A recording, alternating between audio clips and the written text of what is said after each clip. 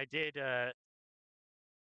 like, right before you signed on, and while we were having a silent whatever, I did give the last session a title.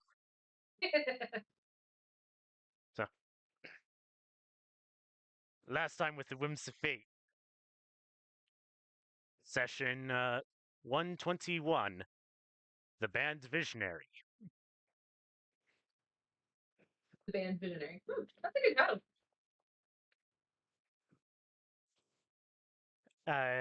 Cad and Idea tried to sneak off to make a sword, but were interrupted by two pranksters. One of them actually accomplishing their pranks while the other got there too late. And ceded to the other prankster.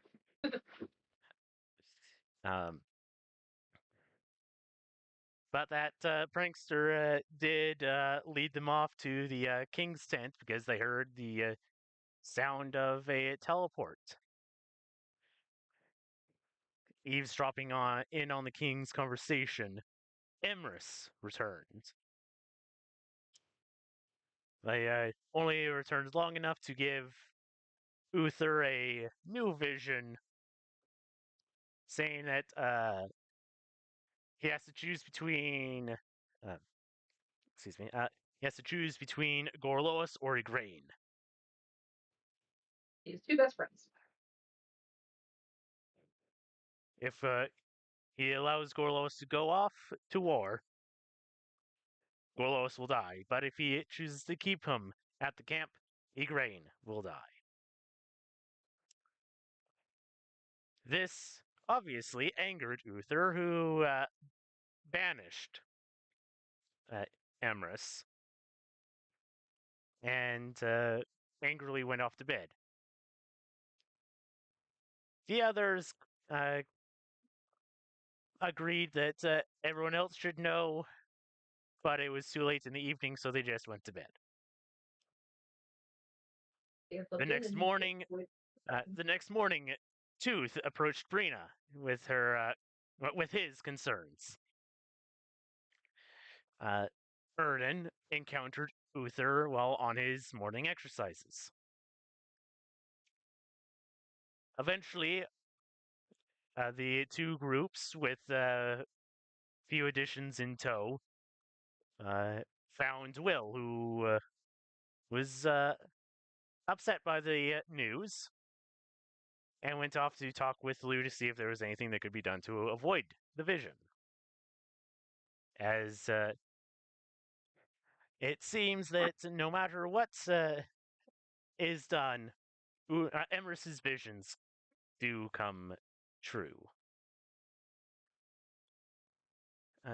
Gorlos was eventually informed, as was Amror, though by different people. And Will came up with a possible way of subverting the vision. How well it will succeed remains yet to be seen. But given Emrys's track record, probably not going to happen. I do wonder if Will already knows that, but I guess we'll find out later. Or we And won't. so the party was recruited, though the departure was delayed to give the party time to prepare. Namely, for Erden to get a saddle for his high horse, and for Idea to finish her sword, or to get started on her sword, and hopefully finish it. And for the rest of us to get prepared, figure out what to bring, who you want to say goodbye to. And this week, with the Whims Fate session 122.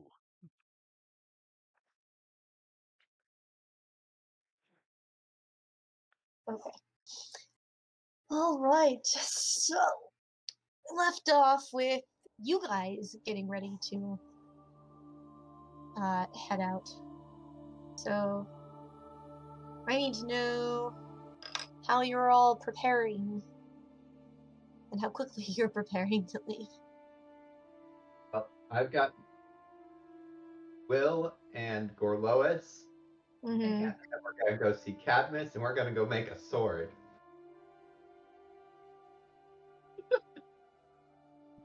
Rita's making sure that she has all of her belongings and also maybe talking to a couple more people about names of the fallen. But she also realizes, oh crap, I'm tall. She's riding with Anmor.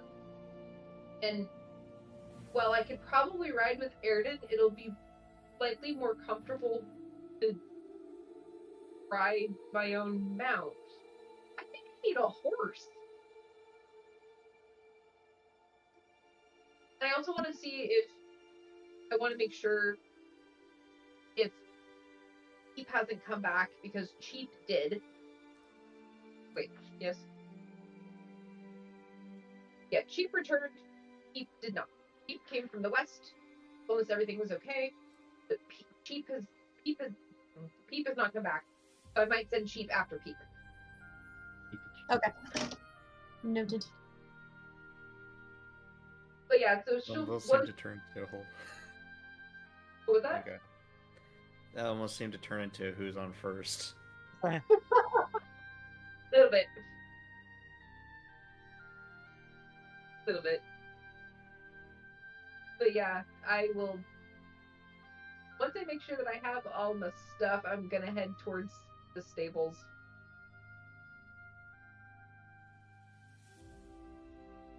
Okay.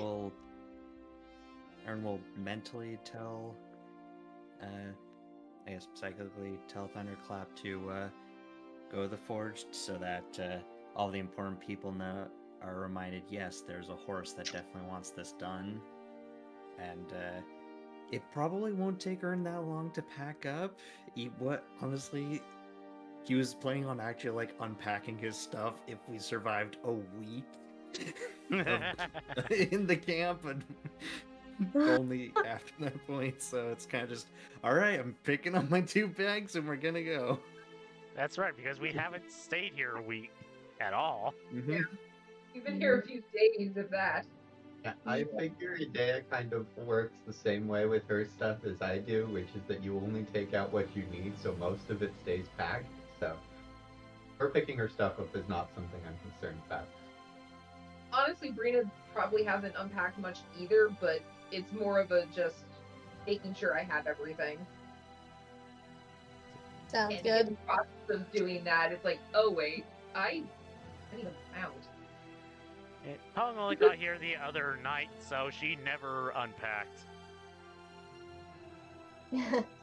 She has all her stuff on her no matter where she goes.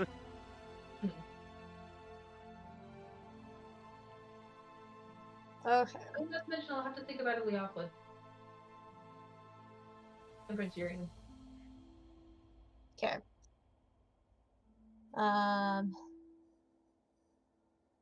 We'll start with Idea and all of her helping hands.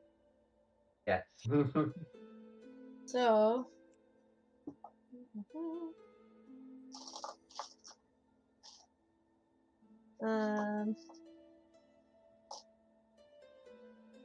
definitely gotta get to Cat and be like, "Yo, I gotta finish this." You got help. Got help on them all.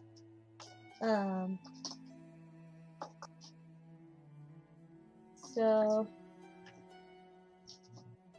really easy enough. He'll kind of like approach you and your little entourage, like, what's going on? You will approach Cad? Yeah, I can. Okay. We must finish the sword, and we've received help.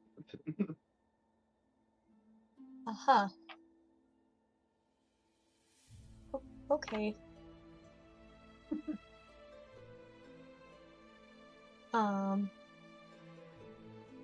Let's do it. It's like what? It's like being on the lowest totem pole and then suddenly having like the CEO and the secretary or whatever. Secretary just come down. It's like, we are going to get this project done. It makes me think of that meme with the guy in the suit shaking the hand of the one random worker. Oh, yeah. Oh. Isn't that from The Office? I think it's from The Office. Watch The Office, but I recognize the actors from it. But yeah, I think it's one of the actors from The Office, and he's just like, what? Why are you shaking my hand, and why do you look happy about it?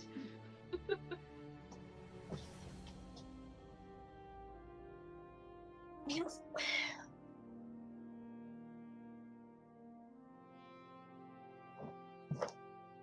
On the wheels.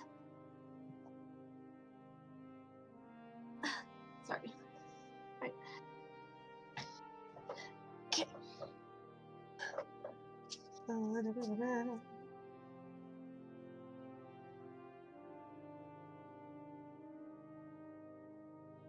Not to do one thing. Okay.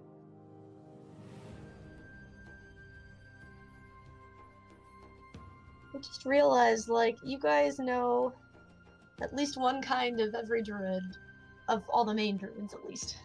You know, a water druid, and a wind druid, and a fire druid, and an earth druid. And Dave's got 3 of them in tow right now. Yeah.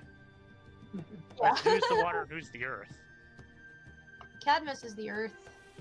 Oh, I thought he was water. fire. No, he's earth. Fire. Will is fire. The water one that I'm guessing is Leothlid, but I'm not certain. No. She... Huh? Keelan's fiance, right? Well, oh yeah, I guess there's him too. Igraine's also a water druid. Ah. Yeah. She got that healing magic. Which is great when you're the mom of a little boy.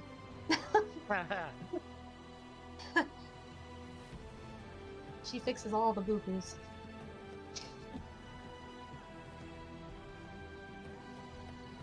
Okay. So... what I'm gonna have you do is I want some crafts. I need a craft from you and from Rena, Bardic Chad, my Inspiration.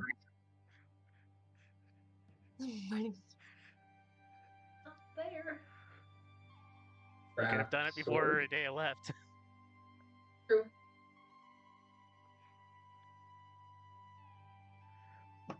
You know, yeah, I will do that. Like, as they're running off, I'll call out to you, Dave. It's like, good luck on this. Best of luck on the sword. You can do it. Bardic Inspiration to Idea. Is that a D8? Yeah.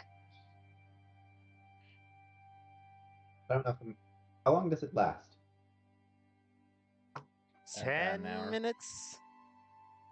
Yeah. Okay, so I should probably use it then. Yep. A minute. For absurdly high rolls, because I already rolled a natural 16. Plus 4 from the Bardic Inspiration, plus 6 for Craft Sword, plus 3 for proficiency with tools. I think I 29. have expertise in tools as well, but You should.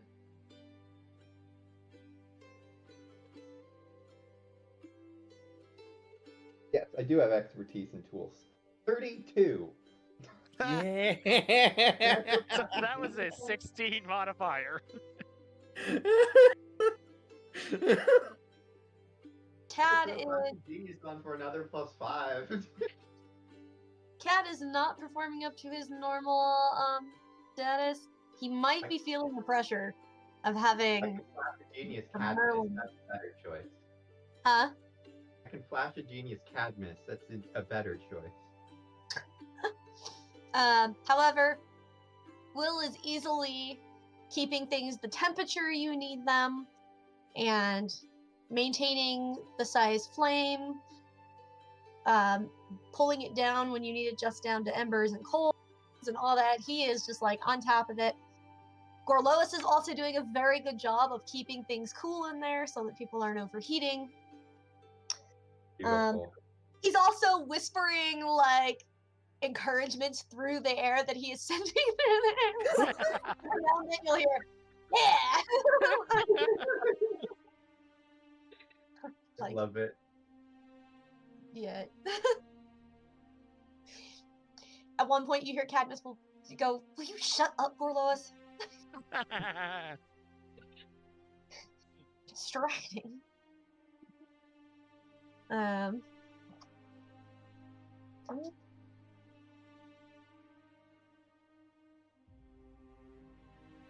will say.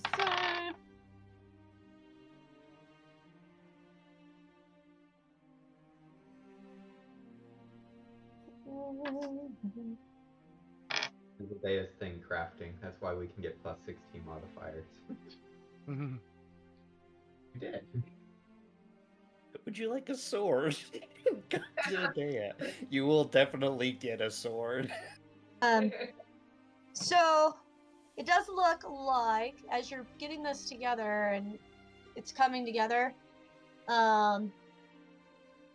it's probably going to take about 8 hours for this to be completely finished. Which is a lot faster than it would have been without the help, but it's still 8 hours. Right.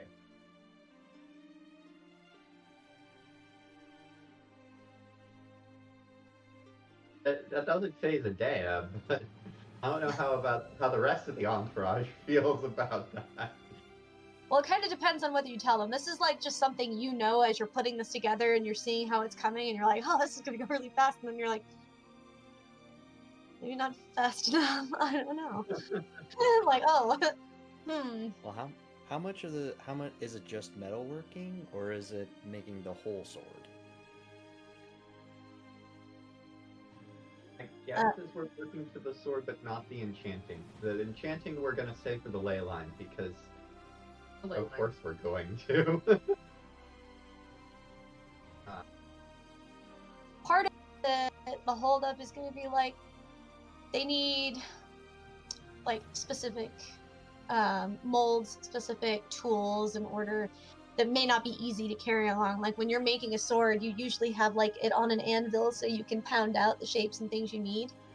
Mm-hmm. Carrying an anvil on a horse or in a wagon is going to significantly slow things down. Because they are heavy. They are like solid iron. And because they're iron, we can't just fabricate them in place because magic. Yeah. Yeah.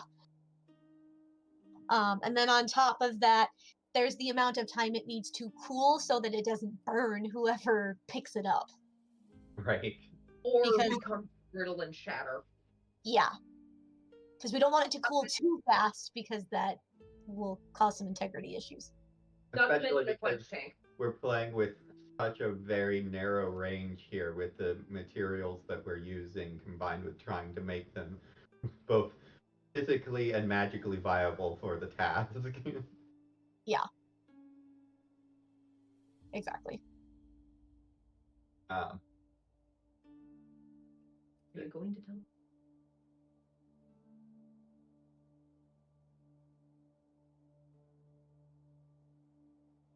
I'm trying to figure out how exactly Adea might make this known, but as she's getting an idea of this, she might tell Lois, hey, we're gonna get this done today, but it's gonna take a while. If everything else is ready and you need to leave first, I will catch up.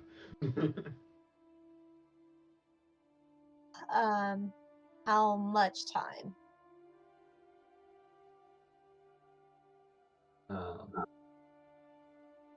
I think the original estimate was 4 to 6 hours potentially, but we're looking at kind of 8. It'll be by the end of the day, but it's a long time. Gotcha. Shucks. I was assuming You this can was see happening at like 7 a.m. With how early everything was. Yeah, it's like late morning at this point. Um,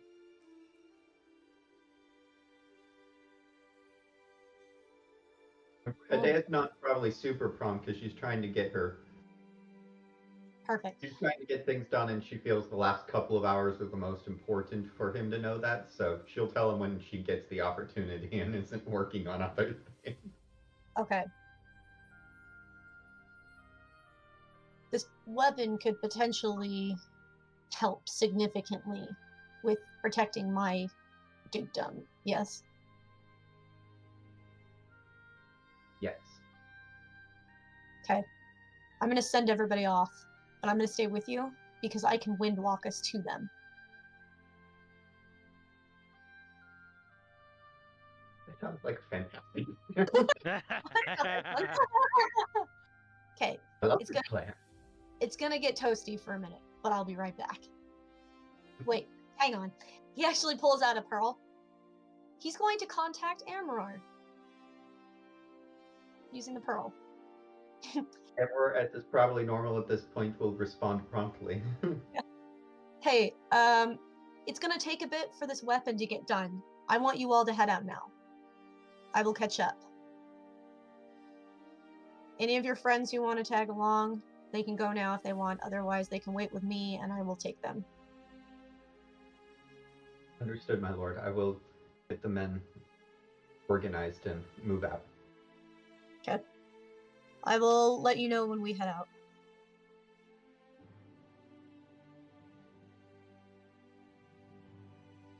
Okay.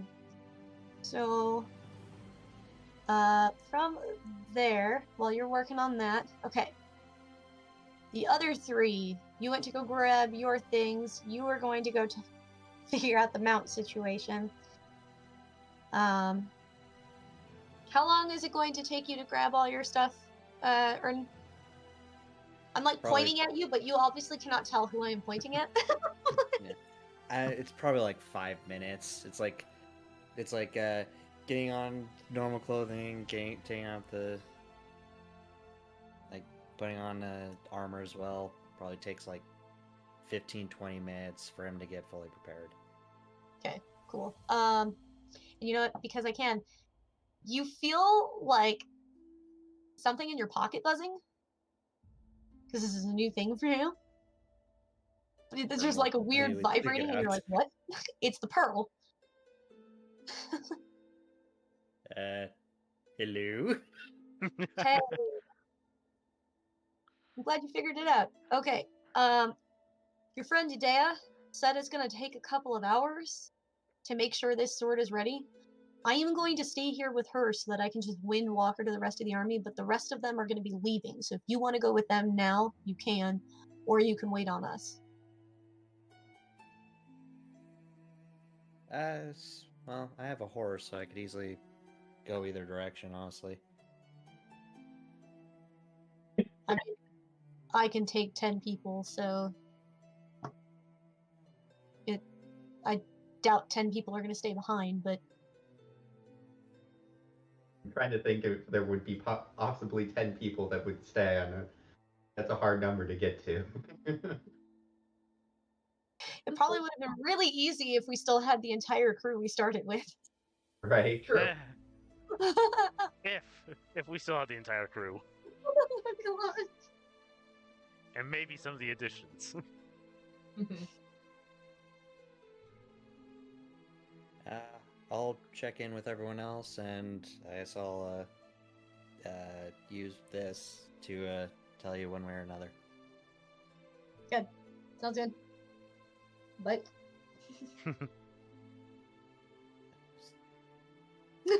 Yeah. A full conversation across distances. Weird. Parker prevents the cell phone. Where is Brina? You'd think she'd be hard. You'd think she'd be easier to find now. Well, the thing is, you're looking through the ground where everyone's legs are. Give me a perception.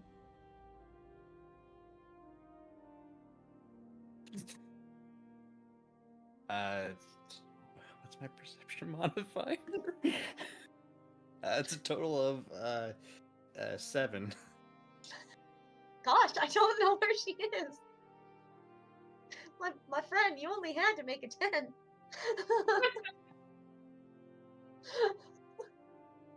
I guess he's walking around a little lost for a bit. Oh man. Okay. Yeah, Tong, you said hadn't really unpacked, so she's probably ready to go. Well, she's ready to go, but in the time that we're waiting, she's probably interviewing some soldiers just to get their stories on the war. She doesn't care about the officers, yeah. People are going to record that anyway. Right. I'll say that you'll start noticing Amror start telling everyone, hey, we're gonna get going. Like, he's starting to rally everyone up and get them out. You do not currently see any of the Fae. Well, then it's going to go up to him because she wants to talk with him anyway. Okay. Probably the majority of that conversation can happen on the road. He says, "Oh, are we leaving now? Or very soon?" Yes, it is time to move the troops. Or Lois will catch up with us. Do you have anything that you need to finish carrying? And he looks around, make sure nobody's thinking they can slack off before he says this. Watching you. No. One of the Fae Golos can probably help take you, but if you're ready to go, it'd be better to have you ready. The only thing that I would do here would be to talk with more soldiers that aren't going to be going with us. So how many people are there going to be any people that are walking?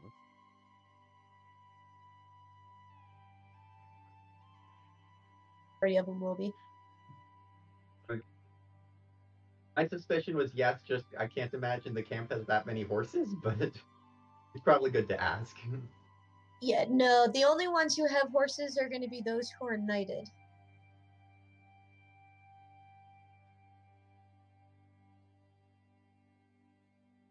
So, I don't think that's ever come up, but yes, technically Amror has been knighted. Congratulations. We were discussing this earlier. We were like, what is Amor's title actually? We were like, well, He the is Sir son of the Earl and the Countess, but also he's illegitimate, but he's been accepted by his family.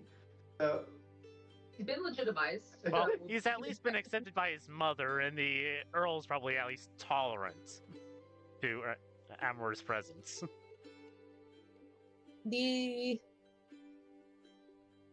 Well, more than tolerant. He was aware that he was unable to have his own children. He was just like, Yeah, so he would accept Amor as his heir, basically. So he's been legitimized by that acceptance. So he would be the heir apparent. Which knighting also probably helps a little bit with that. So the Duke's saying, hey, you got a problem with this? Cool. Like, I'm just your boss, that's fine. Like, you say no, I'll just strip you of your title and land and give it to him instead. No, that's fine, it's fine.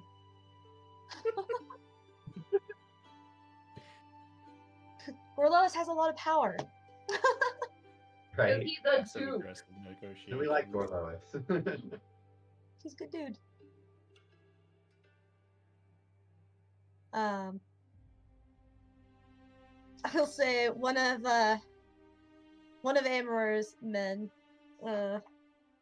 we'll call him Gerard. He's like, oh, I love talking. I can tell you all about the crazy reconnaissance we've done. And And the fact that never gets us lost. it sounds like we're going to have a nice long conversation.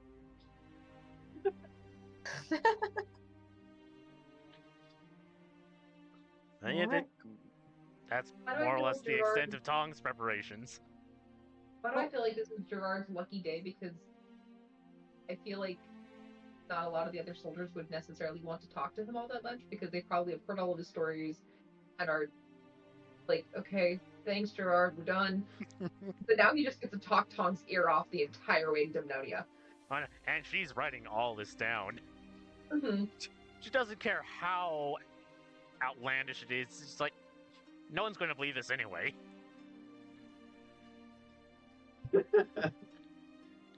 Okay. Brina, you went to go look for a mount, yes?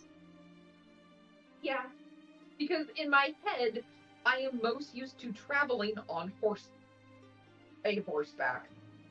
Because normally I've always ridden Rada because I've been tiny. Or I was riding on Thunderclap with Erden. And it's like, yeah, being this size, it might be better to have my own horse. But I don't know who I can borrow a horse from. When you get to the stables, you'll see there really aren't that many horses. There's like a handful. I will say one of them you will recognize as Boar's horse. Mm-hmm. So I know we have named at some point because I know I've talked to that horse, but I don't remember the name either, so it's okay. I'm sure I had it written down. But he does perk up when he sees you, like, huh, do you have sugar? I might. Give me a sec. I'll dig through my bag. Do I have any sugar? I mean, I have some from the hot chocolate mix, but... You do have sugar! Yay! He's looking at you while you're digging it out, and he's just like, did you grow up? Yeah, wild magic storm. I'm now tall. Same age, though. Huh.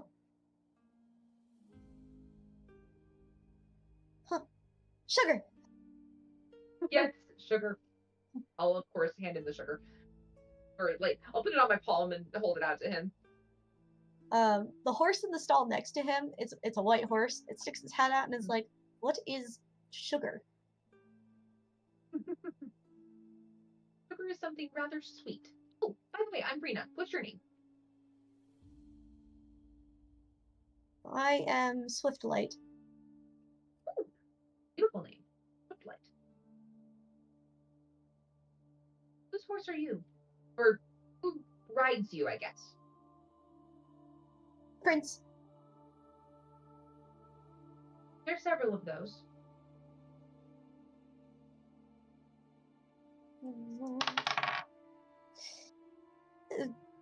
The dark-haired prince. Mhm. Horse name, I'm going to remember his rider. Okay. Oh, He is- Prince Darian? Yes, that one. Okay. I'll grab some more sugar. It's like, would you like to try some sugar? Simply? He sniffs it, and then he like sticks a lip out to like test it. Mm-hmm. Horses do, and then he'll like gently take it in his teeth, and then like it melts. And he's like, Yeah. ah, what is that? That's sugar. Oh, weird. I think I prefer apples.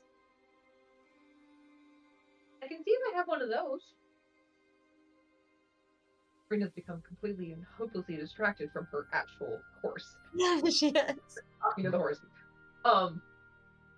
Right.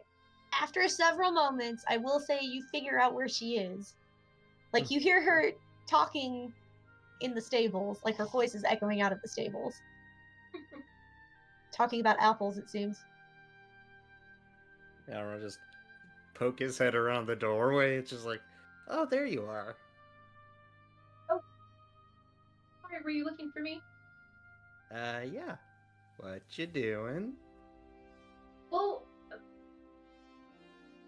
I thought that I probably should try and find a horse because Rada's not here to give me a ride, and with me being all big, I didn't think it'd be as comfortable riding on Thunderclap with you. Comfortable for either of us or for Thunderclap, so. But there's not very many horses, and I don't want to take somebody else's horse if they need it. But I don't really know of another way to travel. I mean, I could walk. Like, she, like, picks up her, like, one of her feet and, like, kind of looks at it because she's, like, looking down the length of her legs. Like, I mean, my legs are longer, so I can take longer strides, but I don't know when that's going to wear off or if it's going to wear off. So But I got to I take did- Satellite. Or Swiftlight. Swiftlight's cool. So, do you have any apples? He likes apples more than sugar. No. Unfortunately, I only have apple seeds. I don't think they would like those. Probably not. Also, yeah, basically all these horses are spoken for, so unless you're gonna try and find one that's just walking around, that you're not gonna have much luck. Good point. Also, why are you worrying about this? Either this will wear off and it'll be more comfortable riding alongside me on Thunderclap, or you'll just be large and Thunderclap will just complain a little bit. Honestly, I don't think he'll mind too much because you'll know exactly what he's saying, and therefore you'll actually be subjected to what his complaints are. So You're just gonna, like, look at you, kind of, like, tilt her head, like, and that's supposed to make me fear to inconvenience the horse? The horse will be happier to know that his complaints are heard. he's already at the forge, staring down all four of them to make his saddle faster. Honestly, existence itself is an inconvenience to him. Especially with massive incompetence that he apparently has to deal with.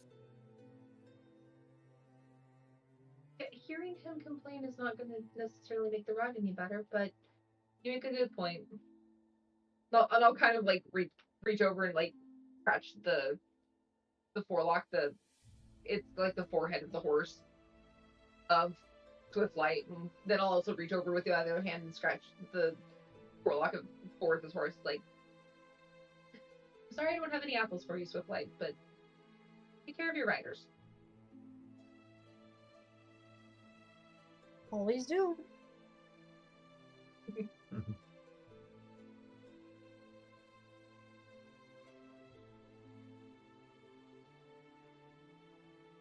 Well, also apparently it's either time to go or we're waiting around for Adea.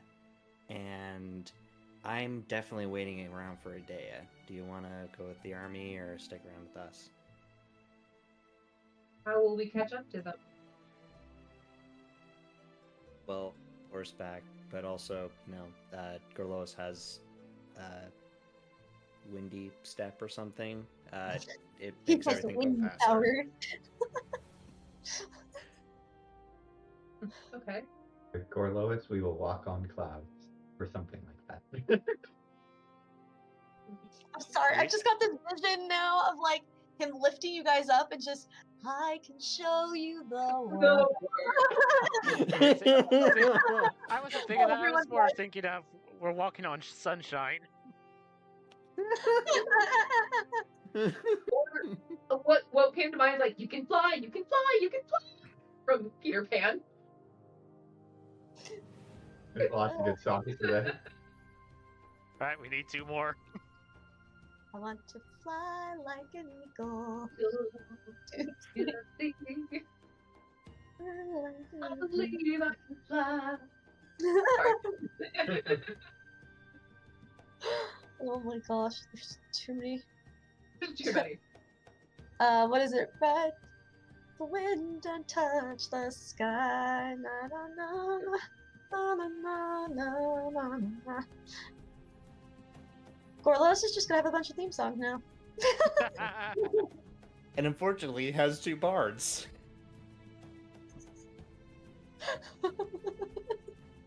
I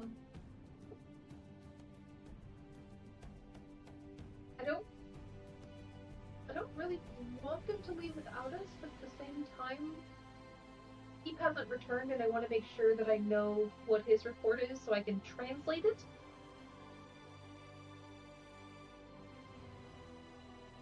So I guess I'll stay. Sounds Give good. me time to say goodbye to a couple more people and gather some more names of the fallen. Let's realize something. I don't actually know how to get on a horse by myself. Rhonda always either pulled me up behind her or you always pulled me up behind you, and so I don't actually know how to mount a horse. That seems like something I should probably learn in case this height stays the same as it is now. So there's a black horse in there, and the black horse pokes its head out and goes, "Yeah, horses really appreciate it when you actually know how to get on us. Otherwise, you look kind of dumb and it hurts." Like, I'll look over at him, it's like, thank you. I definitely don't want to hurt any of you. Can I ask your name? Irina. Oh, his name was. I have a name for him. An actual name, because it's in the story. I want to say it's Thunderbolt.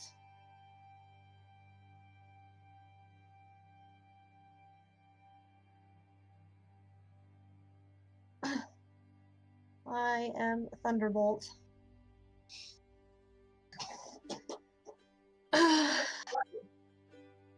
Huh? Lovely to meet you. I'd ask who your rider is, but that question seemed to confuse Swiftlight, so... That's because Swiftlight is dense. I belong to the king. Why do I have a feeling that I hear like a huff from Swiftlight behind me? Because I'm feeling like the black horse is on the other side, so I'm like I have my back to Swiftlight now. Yeah, there's definitely a.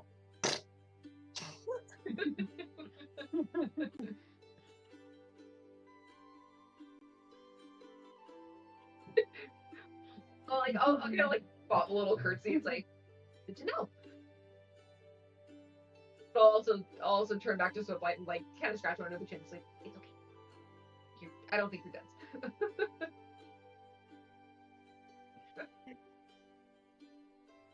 We're starting a civil war amongst the horses. So this is why Thunderclap's little rebellion doesn't get off the ground. Because they're all like this. I'm sure that Thunderbolt and Thunderclap do not get along at all. Just like, excuse me, but I belong to like the most important person here. So your tirade is meaningless. You might belong to the most important person, but I am the most important horse. Oh no. The name of Thunder something is the equivalent of the horse for king. Oh dear. So I'm going to intentionally name King Arthur's horse something really silly then. It's gonna be like Awesome Foot or something.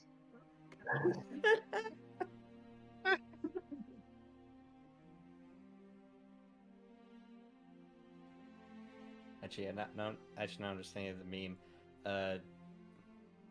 I'm the mount of the king. Your argument is invalid. My value comes from regardless of who my mount is. I outrank you. But I can totally see Thunderclap pulling that card because it's like it doesn't matter who rides me. I am all the fabulousness in my own right. You are only important because you have a king ride you. I am a horse who understands he has his own value, regardless of those who think they have power over me. Has he met a magic horse yet? Yeah, he met the Kepler in the. He almost Right. got eaten by a magic horse. Yes. He did. It's like, I swear I had this conversation. But yeah.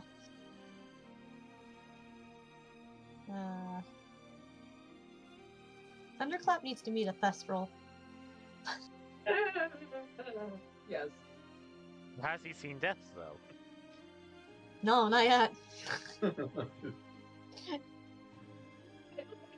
As that sounds. Anyway.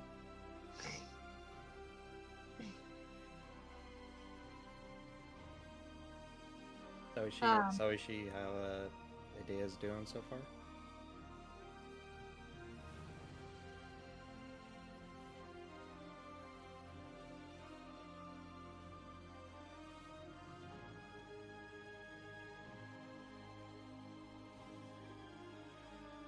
I think he was talking to you, Marina. Sorry, what was that? Shall we see how Idea's doing so far? Sure. Then I can find somebody to help me practice getting on a horse so that I don't hurt them. Oh, Thunderclap should be over there. He'll be happy to do it. Or if he's Thunderbolt. not, I'll force him to. Thunderbolt will be like, I heard the name of that obnoxious horse. Does that mean it's leaving? Thunderclap? Yes. Yes. He's Good. He's a fool.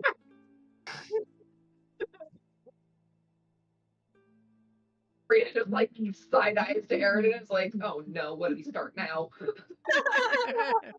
I'm sorry. I didn't mean to kick you. You cannot meet me. Pure of heart, Erden is, and his horse is not. Now I'm just picturing the Chronicles of the Whims of Fate, Erden and his horse.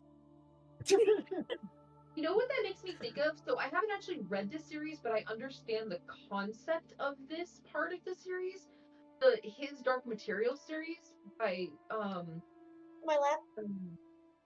or whatever. I can't remember who the author is at the moment, but they have those daemons that are supposed to basically take all of their bad actions and things like that, and then they're like cut off from them at a certain age. Thunderclap is basically Aaron's daemon because he has all the pride that Aaron's people do that Aaron really doesn't. It's like you just funneled it into the horse. No, I can see that. It's like the universe just said, yeah, you need a foil. Here, take this. Yeah. So he's your Lancer. I guess so.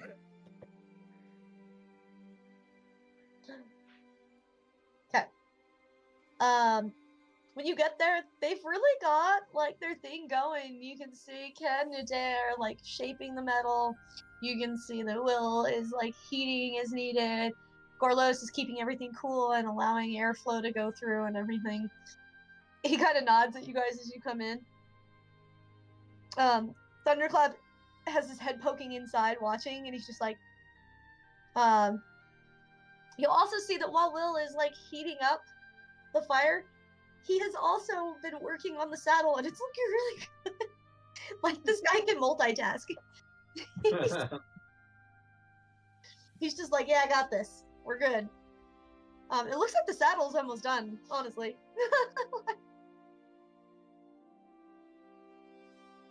Really what it looks like is that he's just, like, using magic to sew.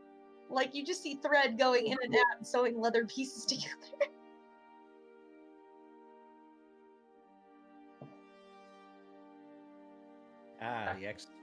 Expertise on full display. I love to see it. That's incredible. Oh, my mother taught me how to sew. Is that what we're talking about?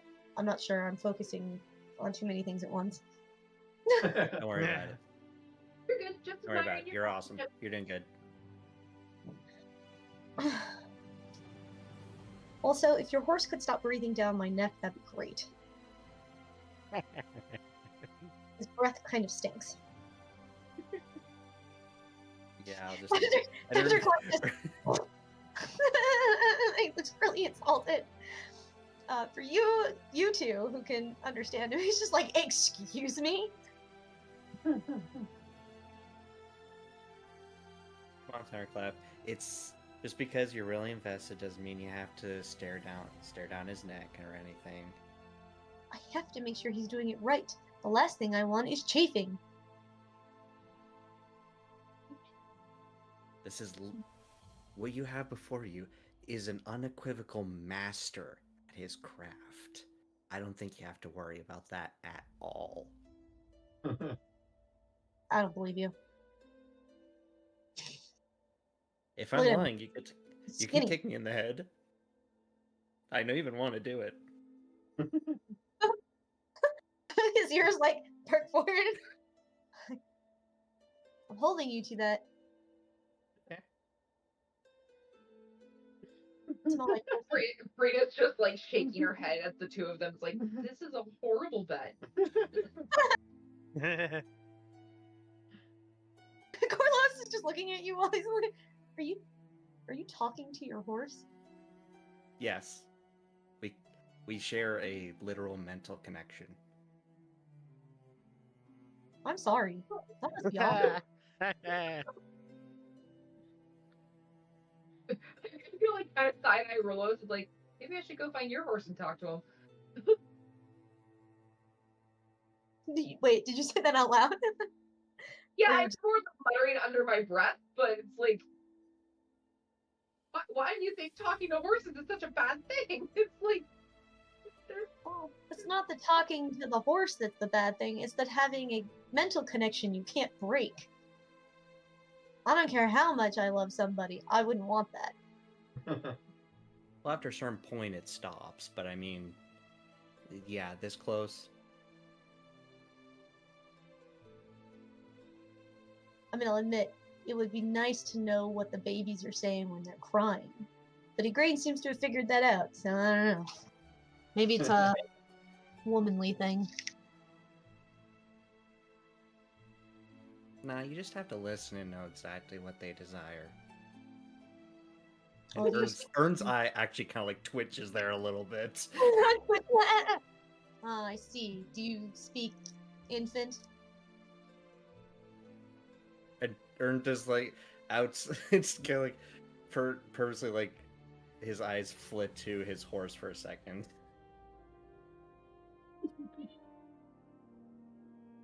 He does not notice that the eyes flick towards. He's still glaring at Will. Corlos just kind of snorts and just goes back to just like focusing on what he's doing. Okay. do I notice that Aaron's eyes flick to Thunderclap? The pass Yeah, is an you- 11. Yeah, you have a high enough. I'm gonna smother a laugh behind my hand. Like, Do you speak infant? Uh-huh. You know, every once in a while, it really feels like it.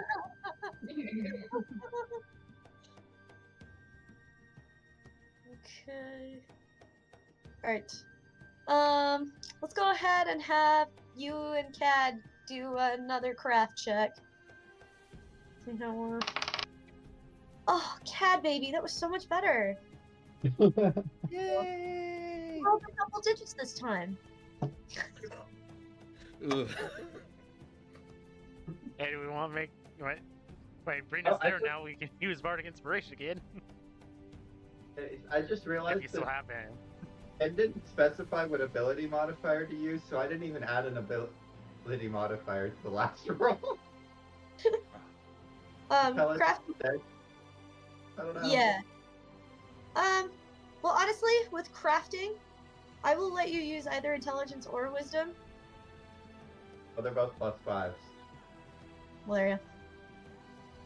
This time I rolled a 10, but we just established I actually have a +17 without Bardic Inspiration. So, 27! And Cad got a 30, so Hey! Assuming I don't throw Flash of Genius at anything and give it +5. So you guys have finally gotten into the motion. You finally got started. You guys are just like in the rhythm. You've got it down. Sharing the different responsibilities of how it's going. Every now and then it's like, whoa, we'll pull back a bit. We don't want to overstimulate this metal. It's rare, and I don't know how it behaves really. So gently, gently. So you guys are making good time. At some point, Leoflin will poke her head in and be like, so it looks like you're sticking around for a bit longer. Do you want me to bring you guys food? That's a great idea. I'll help. I was gonna say I'll help too because I am not really needed here. Okay. Thanks. If they weren't in such a flow, Adea would probably acknowledge it more readily, but she is just laser focused. She is in the flow. There might be just a like, oh yeah, sure, but like doesn't really register what was actually said. I know this movie was more geared towards girls, but have any of you seen The Princess Diaries 2? Yes. When they're No. going through looking for her fiance, her potential fiance, and then they're like, found the one guy and it's like, oh, he's cute, and then Joe goes, yeah, his boyfriend thinks so too, and they both just go right on. Yeah. Agnes and Idea just like, do you guys want food? Right on. Right on. All right. Because I'm pretty sure that's how Idea sees her and Cadmus as like these two best friends. Cadmus would be very upset with that comparison because he obviously has a crush on Idea. Right. So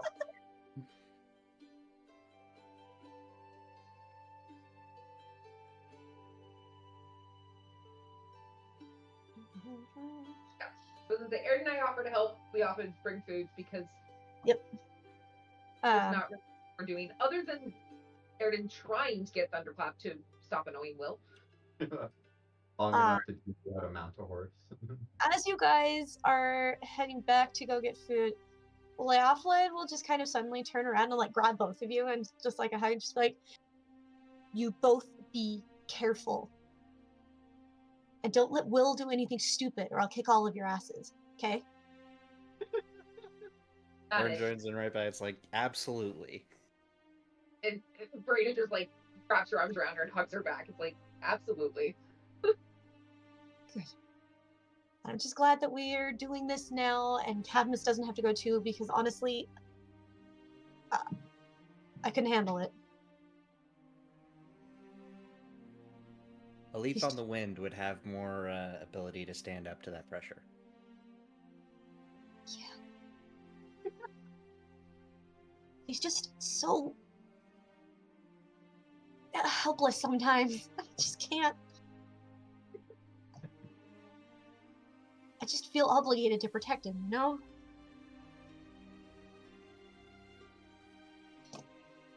And of course, he has to go and fall for someone headstrong, like some sort of idiot. Well, opposites attract. Like Idea, doesn't he? What? What gave it away? A lot of things.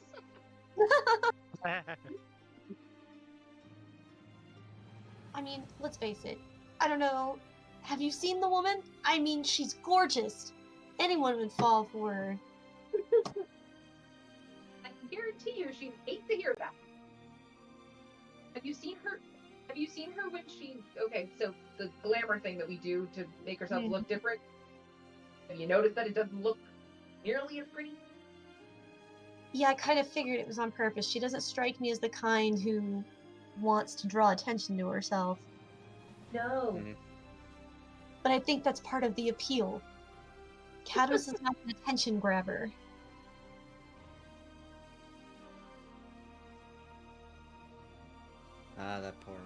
Poor man. He's gonna be so disappointed. With the fact that Medea hasn't noticed at all. Their first love is the Happy ending, forge. but I don't feel like there's going to be one.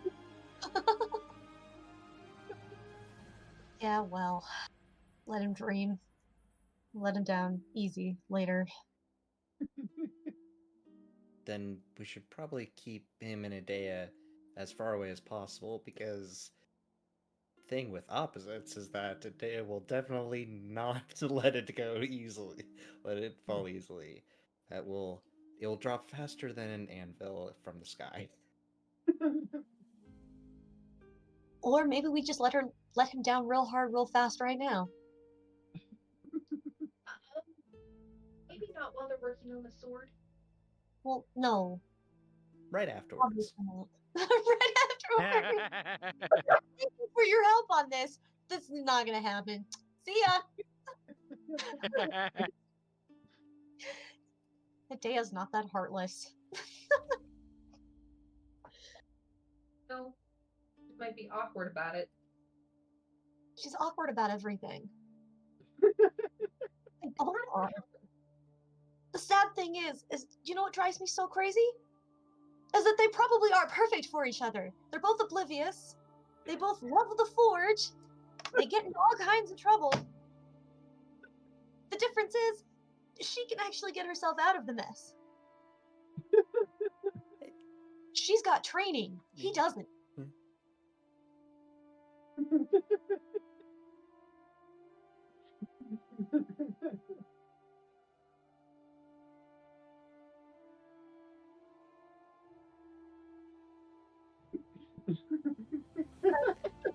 Telling you, if for some miracle she ends up feeling the same way as him, he's not gonna notice. Given some of his roles, I believe it. Terrible perception and insight. Would be. He didn't put any bonuses in there. That would be if they both liked each other and didn't know it. What's hilarious is Adea could probably tell if she just take a moment to try. She's got focuses other places. Uh-huh. I mean, she's still fairly young, right? Yeah, she's 17. Yeah. So, oh yeah. I don't know about you guys. When I was 17, I no idea. Even now, like somebody in my ward was like, "There's somebody who likes you," but I promised I wouldn't tell, and I'm like, "Oh great, I can't tell either." And that was months ago, almost a year ago. I still have no idea what it is. Well, guys have a reputation for being oblivious to that kind of thing. I think it honestly just goes both ways. Like, The problem is that men and women have different ways of flirting and giving off the signals, and we don't know how to read them. It's like, this is one of those things where I'm like, you think God has a sense of humor? Right there. You see each other, but you can't communicate.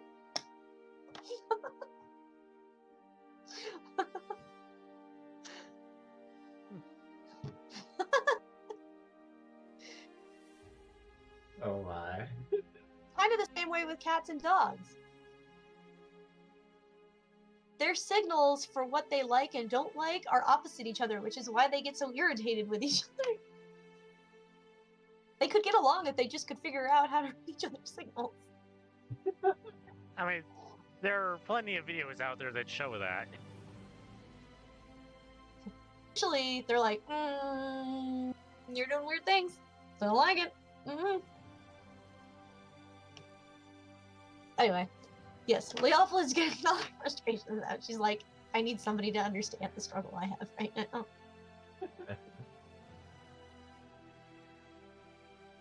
You know what? Maybe we should go from the opposite direction. How do we make them more in tune with each other?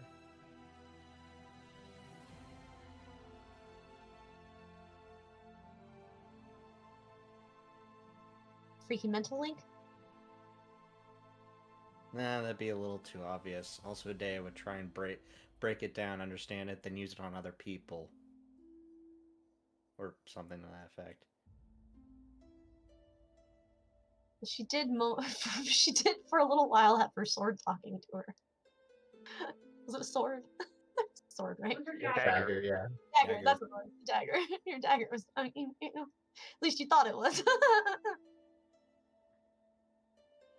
Like, as Leopold and Aridin are talking back and forth, Brina's just kind of, like, quiet and a little contemplative and just kind of, like, listening and watching them discuss this situation. But she also looks like she's thinking at the same time. Secret admirer.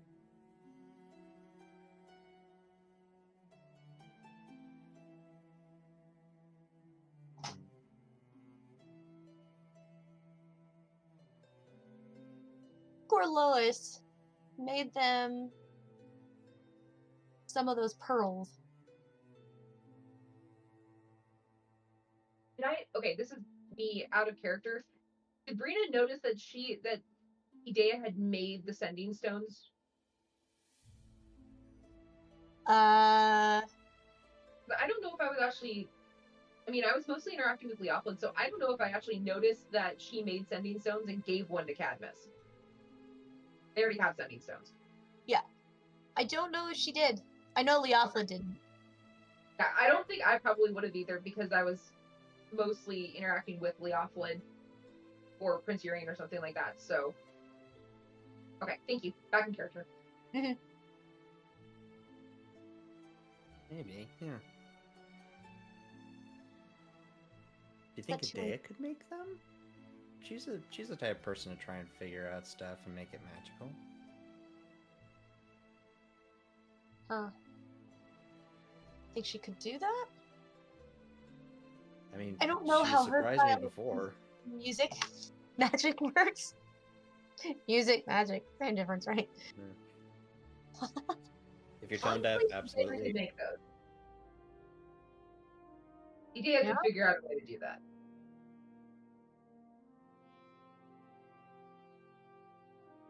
Maybe we can encourage that. Hmm. I don't know if we want to encourage that. Leopold does know that they have ascending stones because Idea tried to use them to find Cadmus and Leopold responded. You're right. She does know that. Never mind. That conversation didn't happen then. I forgot about Rewind that. a little bit. I don't know if we should be encouraging them in that capacity. The trouble, I mean, they tried to sneak out the other night, apparently. And then ended up overhearing a fight between the king and his druid leader.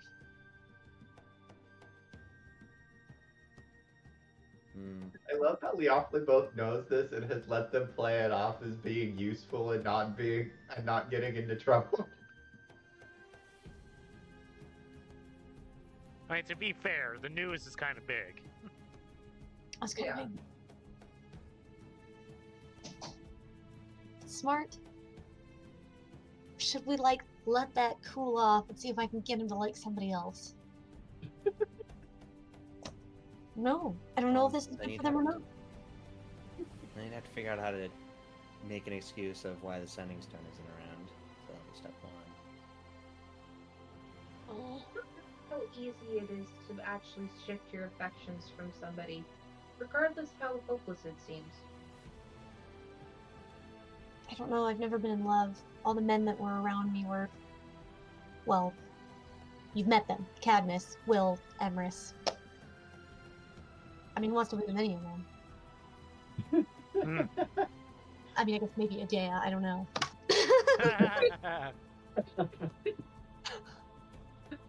Brina's cheeks are just a little bit pink. It's like, okay.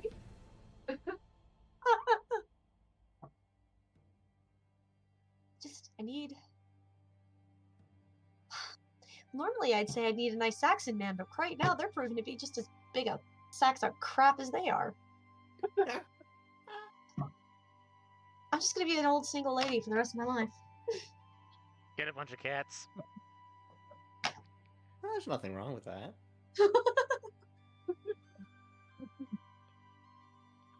Oh, geez.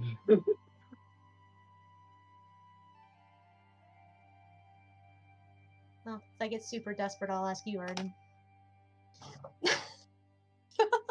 You're probably the nicest guy I know. Well, thank you.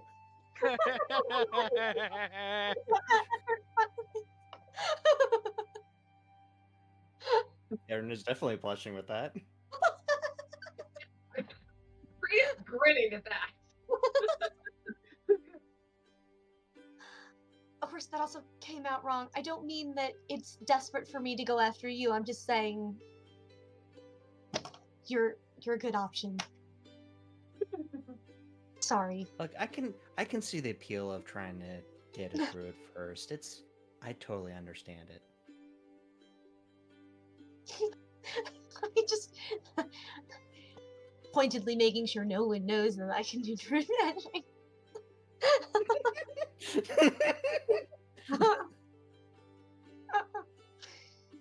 Yeah, love is complicated. It's actually, if you really want to make their relation, Camus's whole obsession end, it'll probably be easier for him to realize it's only the forge they have in common, or at least get him to think that way. I don't think it's just the forge, though. They work together really well. Everything except eating 3 meals a day. Yeah, on everything except for food. I mean, they both need to be reminded to eat. Yeah, then you make a point of it that's a character flaw. Gotta make him think about it that way. Not a point. I would have thought so much. Around us, potentially overhearing this conversation as we're walking to go get food. I'm Or sorry, I maybe- missed the first part of that. You didn't pick up your voice. So are we stopped where Leophila did like turn to hug us talking about this, or are we still en route to get food? You're still en route to get food. Okay, You're coming and up. has there been anybody around us to overhear this conversation? I mean, there's some people milling about. It doesn't look like anyone's really stopped to listen. Oh, nope. The dice say otherwise. The dice gave me a nat 20, so somebody was listening. Somebody who actually cares. Looks like it's gossip. He's gonna proceed with. Love isn't that complicated if you don't make it complicated. The forge? Perhaps you shouldn't be meddling in your friends' love lives, or lack thereof. They're adults and big for themselves. If you ask me, they're cute, even if they don't figure it out. Is that Force? Or Urian. Urian. Brandon's face is gonna go tomato red. And as he ends this conversation, I'm gonna say he's even gonna wink at you, Brina.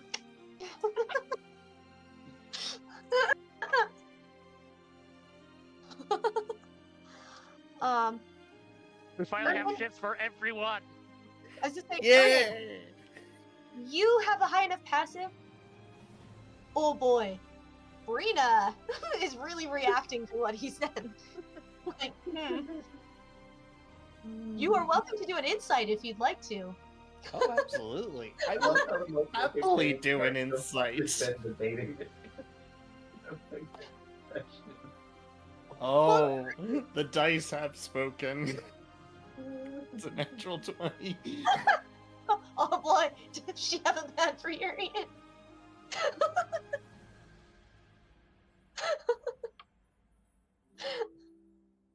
Oh. You know what? Yeah, you're right. Any Question? cute couples should be allowed to just love each other. I'm gonna say because of that nat 20, you know that he knows how she feels. He did that wink on purpose.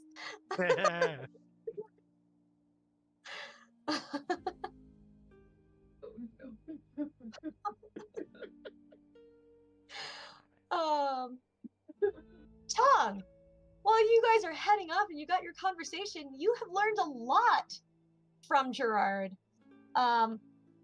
He is from Gold. His family moved up to Dumnonia when he was very young, and his father was just a soldier to begin with, but he moved up the ranks as Gorlois realized, like, hey, or Gorlois' father realized, hey, you're a loyal person to have around. So he actually owns a decent bit of land. He hasn't been knighted, but it could be on the horizon, which means more land for him. He does have a family.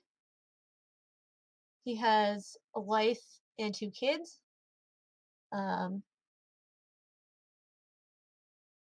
And he was a wheat farmer when he wasn't employed to be a soldier.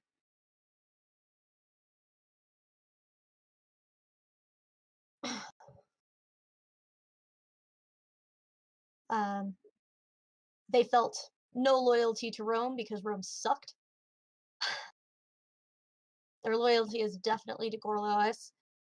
And he just goes on to talk about some of the things that Gorlois has done.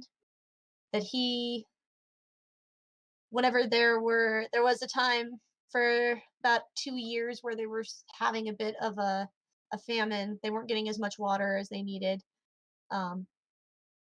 So Gorlois, using some magical skills, was able to set up an aqueduct for his people to get water to them.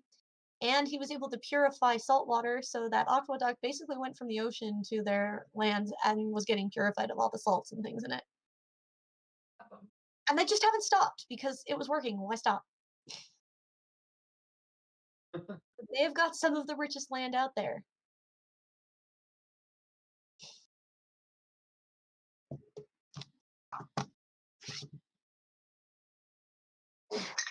And if it ever gets taken over, they can salt the fields. Yeah. Yep. You can just be like, all right.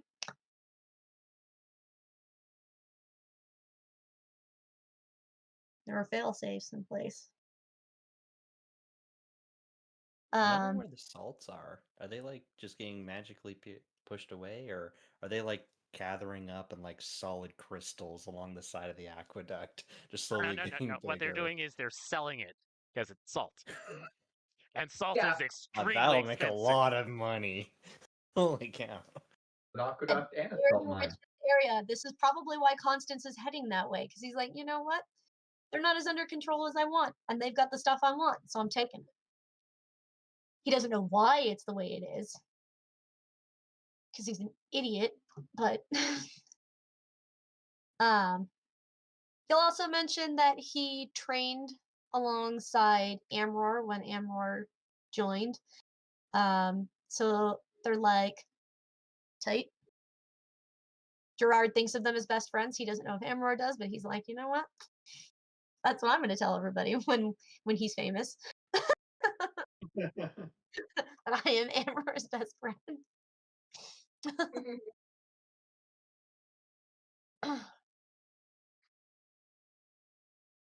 And he certainly has lots of nice things to say about Amror too. That he's very much like Gorlois and that he doesn't leave anyone behind, kind of thing. When they were struggling in training, he was like, no, I got you.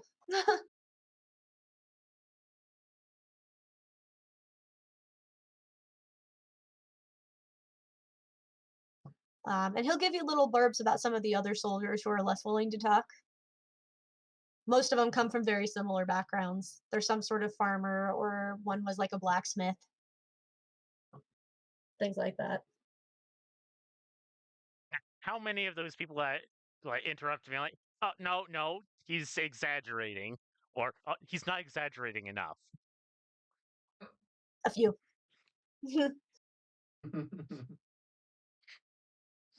They're also like there'll be some stories that they'll tell about um each other. A lot of stories about Amor where it's like, we should have gotten lost. He is crazy though. Like I don't know if he's like magic or something, but man, never been lost in the woods once. Hmm. Well, this is definitely fueling the interest and gives me more fuel to justify this. And I was thinking about how I would justify this. Uh, um.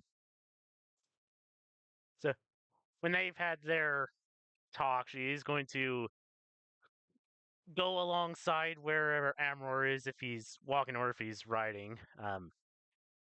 Right. But Well, she's that's just totally okay. Amor has a horse if he wants to ride the horse, but Amor is also kind of the type of person who wants to be with his men, so he may be walking alongside them. I don't know. That's up to you. I know Tooth was going to ride with Amber, so if he's walking, Tooth could be on the horse still. Oh yeah, Tooth isn't walking anywhere. Right. How with his little legs? Um, The littlest of legs. Just a leg. but, yeah, honestly, Emmer could probably walk the horse because they're not going fast. And you are right, he does tend to he could ride, but he does tend to go through things with his men rather than above his men. Mm-hmm. So yeah, walking up alongside him. so Song goes up beside him, and she has had conversations with him. So, it's just what languages has Amor spoken to her in? Um, this rendition, I believe the answer to that is probably Latin. I don't think she's approached him in any other languages unless she tried to speak a Celtic language. Well, there was when she first came into the druid tent and was talking with Leoflid. If he hasn't already, she spoken it personally. Actually, she probably knows because she was there when Brina came, right? Yes. Yeah. So while he probably speaks to Tong in Latin because he knows that she speaks it, and that's the language he typically speaks when he's not speaking Brythonic in the camp. Um, he would prob they would prob he would probably have noticed that he does speak Fey to Brina. Although he's very guarded about that around the camp. So she is going to go up alongside him and, in Fey, just your men speak highly of you.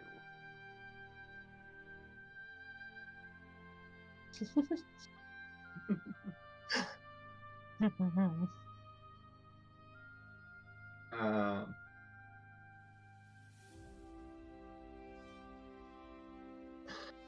Decisions. yeah, decision. Um,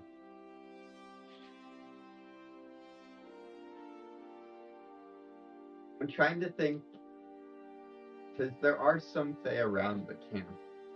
Mm-hmm. Does Amrorn know that his men could identify that language even if they can't speak it?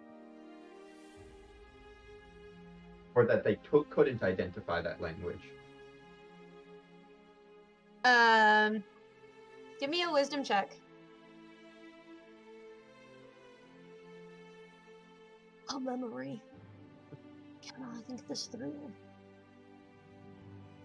Amrorn's sad stats. That's a 7. Oh no. He's not sure if they'd be able to identify it. Um,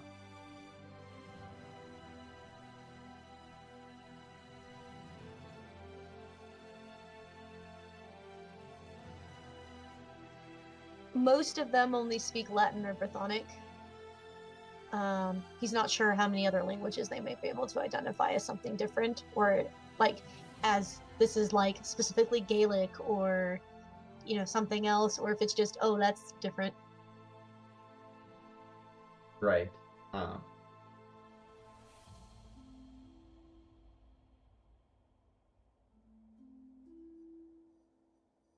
I'm formulating an idea. I'm mostly trying to figure out how Amber, the words Amber uses to respond.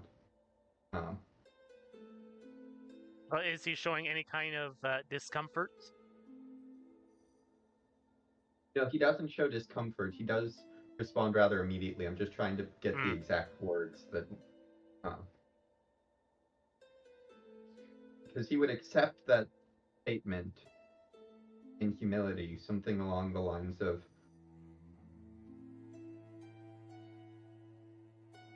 "Well, I'm glad they are glad to have me." Noticing that he's trying to mess with her on languages, he probably says it twice. The first time in Spanish, just to see if she knows it. Old Spanish wouldn't exist yet. This would be a very localized form of Vulgar Latin. Yes, I would. So they're just two different dialects of Latin. Well, So- I think I had you come from Catalonia, though, didn't I? Yeah. Yeah, That sounds correct. Catalan. Whatever the old Catalan is. Which is a form of Celtic. It's a mainland Celtic language. Well, there was also, there. All right, so you said you were doing that in the oldest form of Catalan, or Yeah. at least that we can reasonably attest to. Yeah. All right.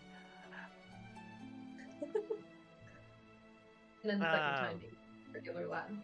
Yes. He's Alright. willing to give away that he knows what she says, but he's also willing to leave it a mystery whether or not he speaks it for those who are paying close attention.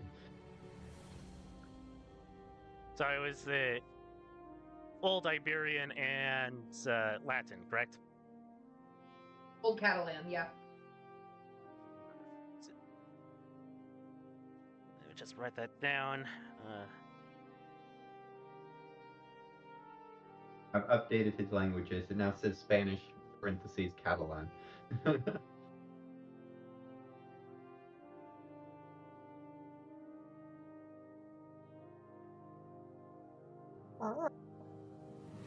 So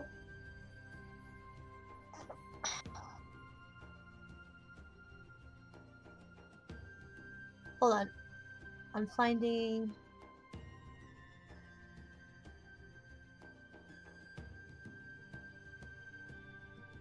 something from Vulgar Latin. Yes, so you'd be speaking Occitan, which is derived from Vulgar Latin.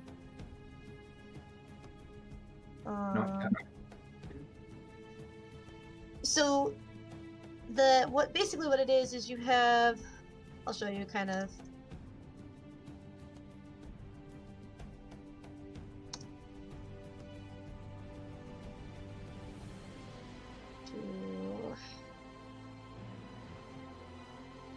It's actually kind of fascinating.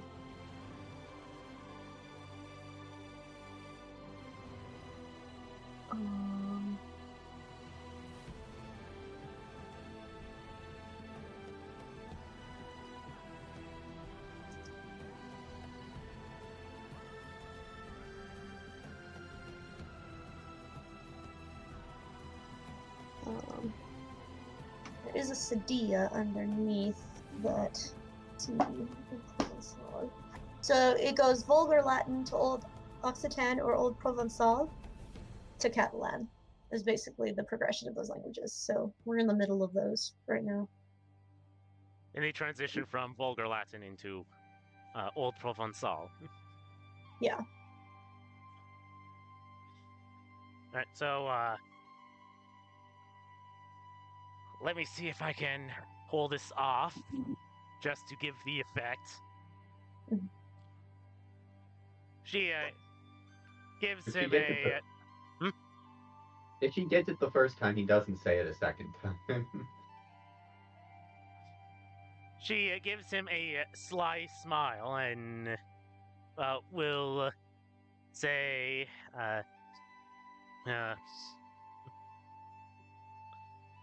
"Thou art Hispanic from Hispania, then, not from this isle."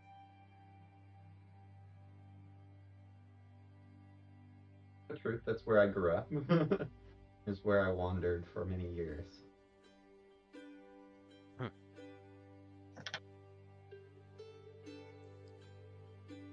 And where hast thou wandered to? Home. Home? I have wandered all over, but the finale of my wanderings has brought me home. How poetic.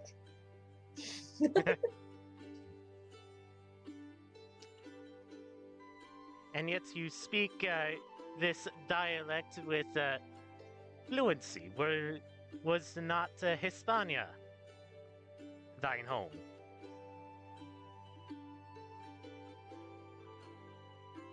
It's where I was raised. Home of sorts, depending on how you define it. Then how wouldst thou define home? Well, I have chosen my home. It is in Dumnonia.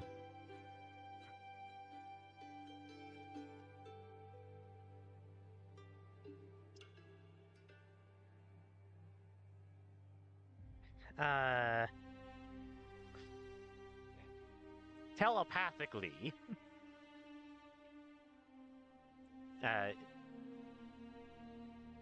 hast thou wandered into the Fey realm?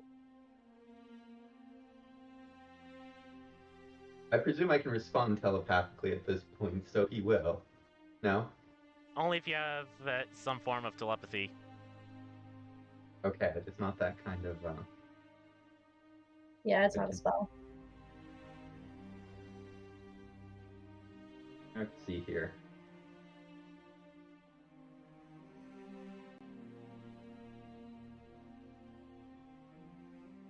What does Anror have on?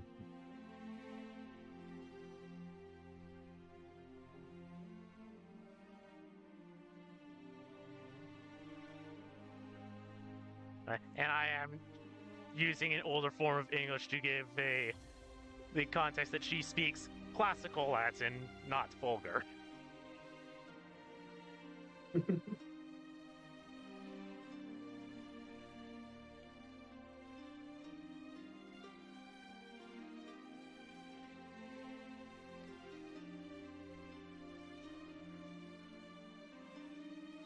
Anror bought early in the campaign an amulet. I think we were in the Fey realm, but I'm not sure that that would give it away because I think it was for the triple goddess. Yep. Mhm. Um, I remember him buying that.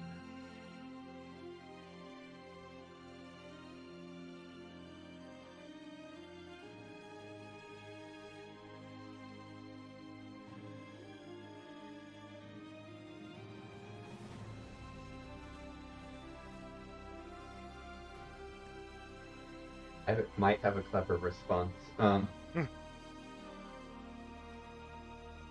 did you ask him?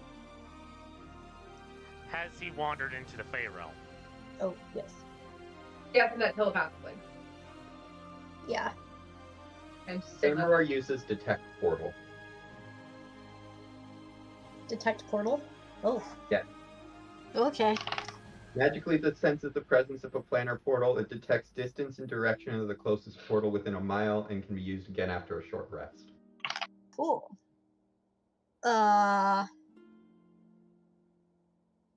There's one actually not that far from you. Probably 20 miles to the southeast. Okay.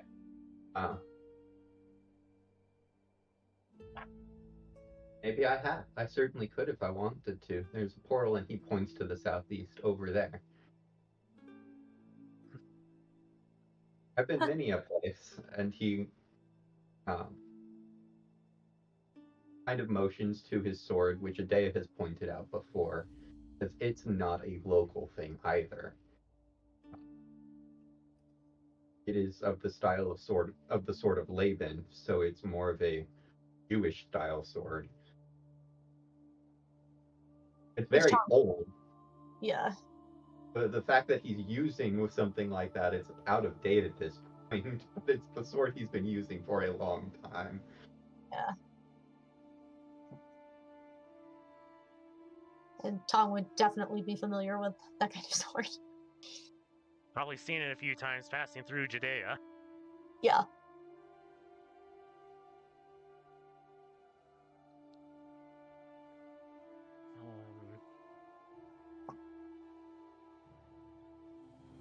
I will say, Tooth has been like trying to follow the conversation, but you guys have been bouncing around with languages. And like,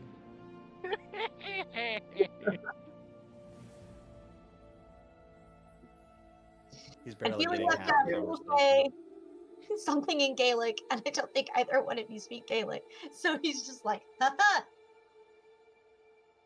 we're not play at that game. I don't know if it's actually true, but I feel like Tong sees it as a battle of wits, and Aramor is basically playfully playing along while guarding himself the best he can. I don't know you, and you're asking questions. Not even sure that he minds that she knows, but she's not allowed to tell everyone else.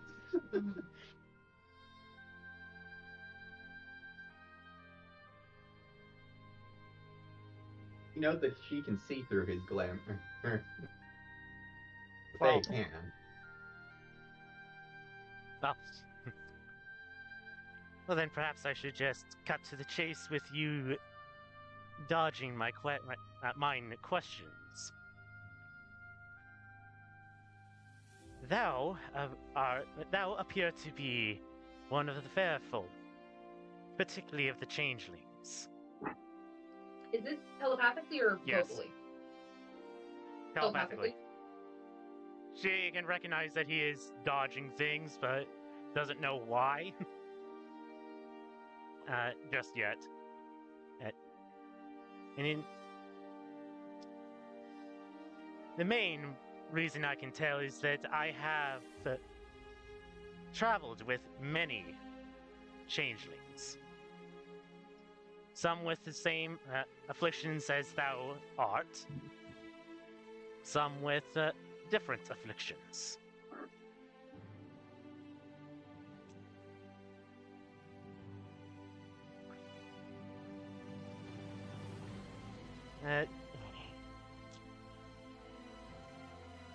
Thou art hiding for a reason that I know not. Perhaps you can tell me in private when we stop for the evening.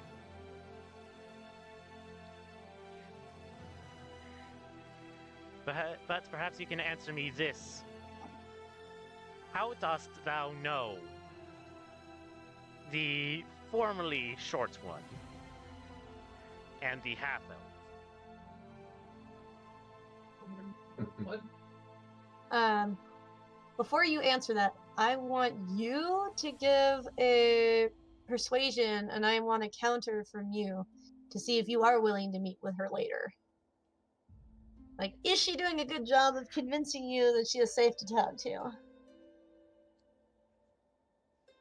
Emmer has a +0 to persuasion. Emmer's stats are not good. Adea actually outstats him in most cases. He got a 15, which is a straight 15. That would be a straight 17. Oh, that was close. That was Yeah. Oh, neither of them have good persuasion. That's even funnier. just like, Well, come on. Where do you think Tong gets the reputation of being very crumpy? got low on that charisma there. Okay. Same with Emrys. Emrys, but like nothing in charisma.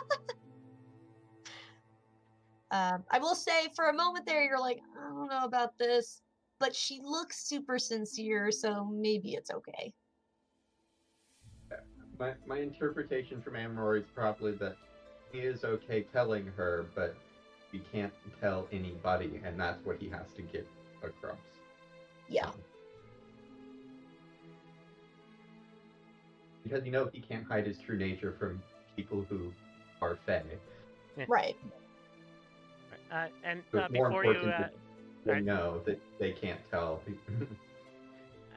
before you answer the initial question, Dominic, she'll then ask, "And who are they? For they appear to know who I am, yet I have no recollection of them."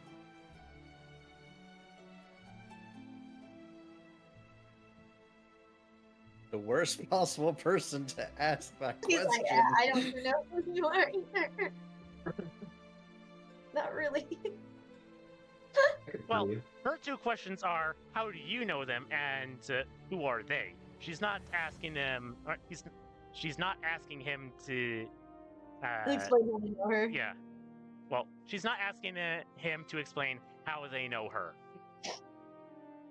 He's asking him who they are.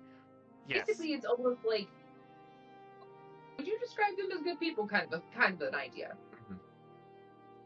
Let's see here. Amror's part of the original party. I think everyone else is too. Yes. Idea's the only one. Yeah. Idea you met later. I'm trying to think of how Tong just phrased that question. Is he asking about Adea? Is she asking about Adea as well? No, she said the formerly short one, which would be Brina, and a half elf, which would be Erden. Yeah.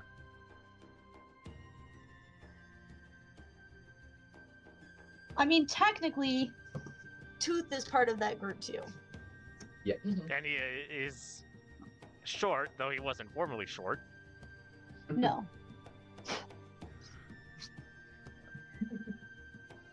He'd help with that, but he has no idea what you guys are talking about right now.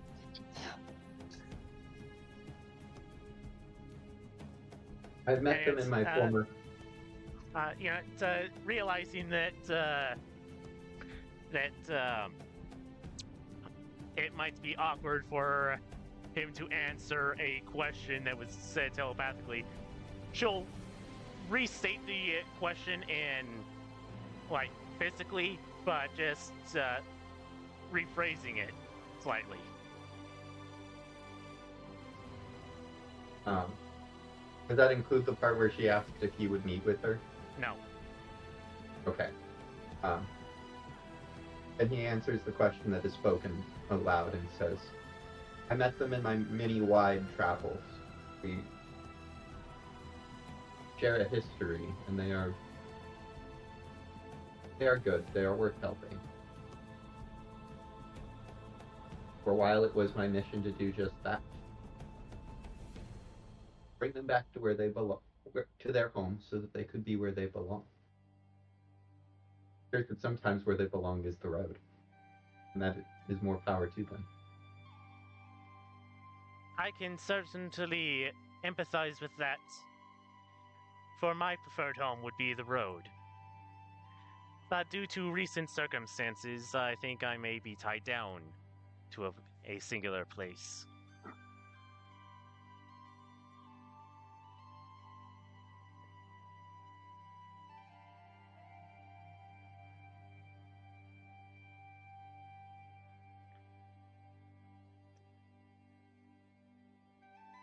I pray those circumstances bring you to ever greater adventures.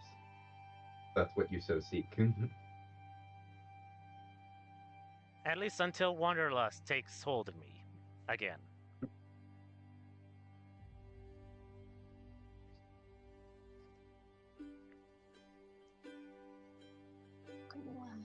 Person.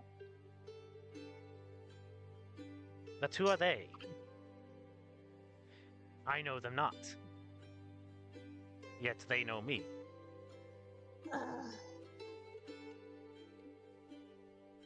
They've traveled wide even after I have left their company. Tom, can I have you make a wisdom save real quick?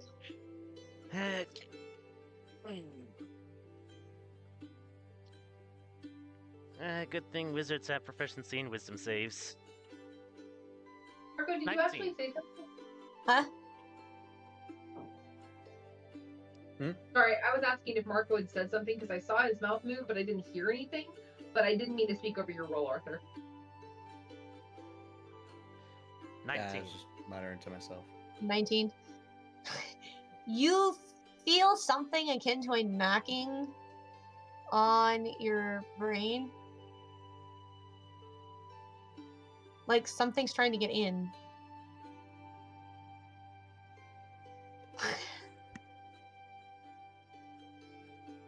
She doesn't know that Tooth has that, or what the stone does. Nope.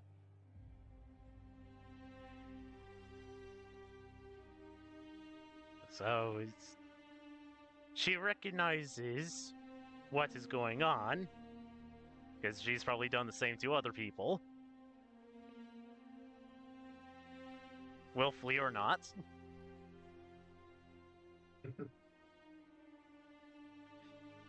And I suppose look around to see who's being magically shifty.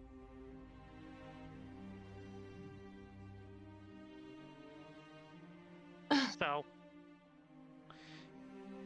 as a flat roll without having been told any modifiers yet to add, that's an 18.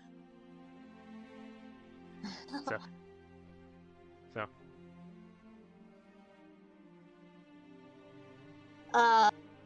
You're pretty sure it's coming from Amror's horse. Which means it's probably not the horse.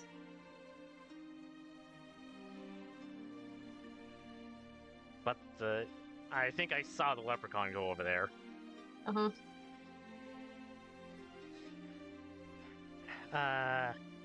He's currently riding in a saddlebag. He did poke his head out briefly to say something in Gaelic that neither of you understood. And then popped the bag in. Psychically to the leprechaun, in Fae, what are you doing? I feel left out. I want to know what's going on.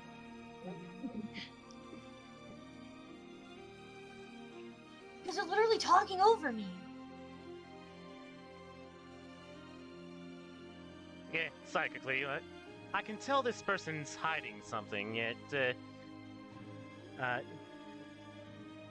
well, he is hiding something, and I am accommodating his secrecy. He does that. I'm beginning to understand. I Never don't think... reply. Go ahead. No, Tooth does not know why he does it. You just know he does it. That was a nat 3. He really doesn't know why he did that. Emerald replying to the further inquiry of why they know who Tong is. I cannot say that I know much of their travels afterwards, but I can say that the last time I saw you in this camp, you left behind a very distressed Roman merchant who had been told of the fall of Rome.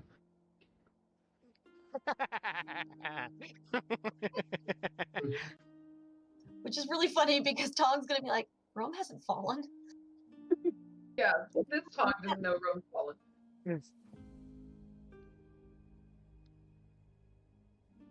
She will laugh and say, Rome has not fallen yet, though I do see that it will fall Don't change. within my lifetime. Oh yeah. Within Oh, narrows it down. within thine lifetime, I know not. Unless they get a second Constantine, or the East takes action, surely the city shall fall soon.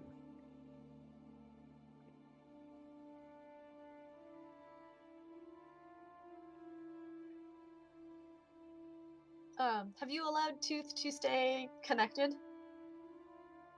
Uh, yes. I mean, she can speak to someone, but they can't speak back telepathically unless they can also speak telepathically. Well, yeah, so Tooth can, and Tooth just has to connect. Oh. Well, if Yeah. he just has to connect, then it's not on her. Well, I was gonna say she can boot him out, and then Oh. there's nothing he can do. But if she didn't boot him out, he's gonna be listening in on the conversation, or at least your half, because he knows what you're saying. He has no idea what Amber is saying. Unless, well, no, because he can read your thoughts. So if you're processing through your brain what he's saying, he's got the whole conversation. Well, yeah. If you're not fluent enough that you innately understand it, but first translate it back to your original language. Well, that probably doesn't help him, actually. No, I was just say, strictly speaking, for Fae, your native tongue is Fae, with Okay. whatever region you grew up in.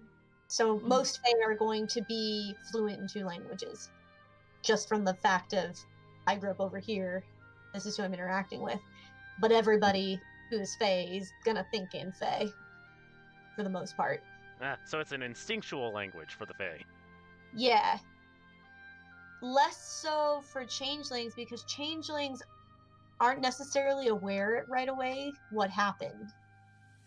Because they're kind of, they really are the 1 foot in each world kind of thing. So it's more of a, they have to do, though, what normal people do, like, oh, I gotta switch to this language brain now.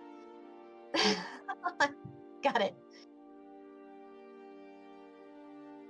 Like, if I don't remind myself that I am reading in French, I might not quite grasp what I just read. Kind of thing. But yes, for ordinary Fae, it's more of a, yes, I understand you. With that being said, Tooth will be like, well, we met you when I accidentally pulled you out of my bag. I don't know why you were in there. You know, you never got to the points where you pulled me out with a bag. You kind of really started where that Gerald, where that Gerard. Gerard person started at the more or less at the very beginning.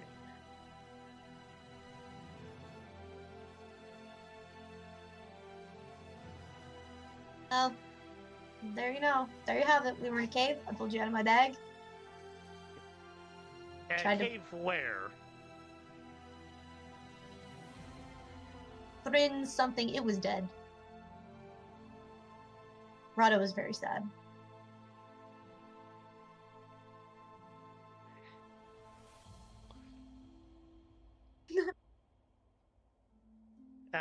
Tong mutters in her mind and out loud, in Faye. So she didn't lie after all. Nope. Not that I know what you mean, but nope. Rado doesn't usually lie.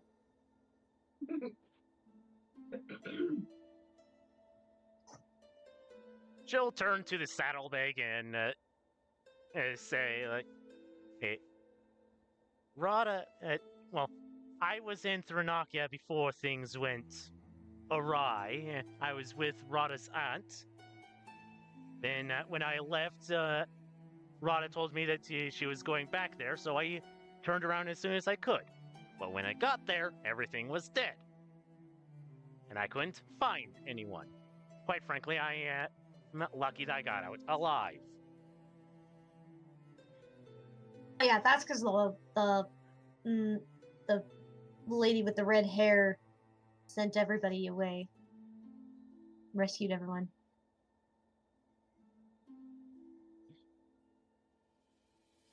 Yeah, that was a good way to ruin my vacation. I can see that.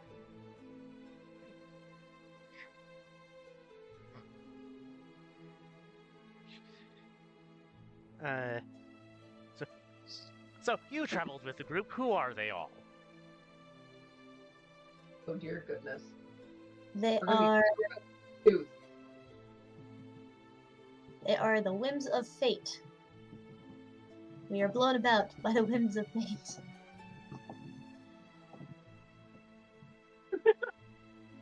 We have the God Talker, and we have the Animal Whisperer, and we have the Half Horse, and The Blade Singer.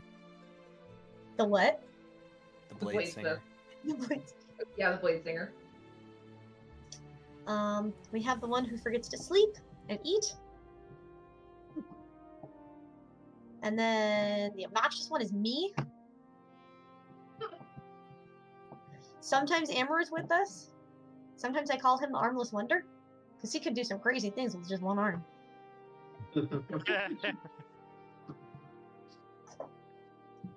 So, did you say that out loud? Or was that psychically? No, he's saying it in your mind. Did you see the saddlebag when he says Armless Wonder? You see it kind of flop, like he's waving his arms around.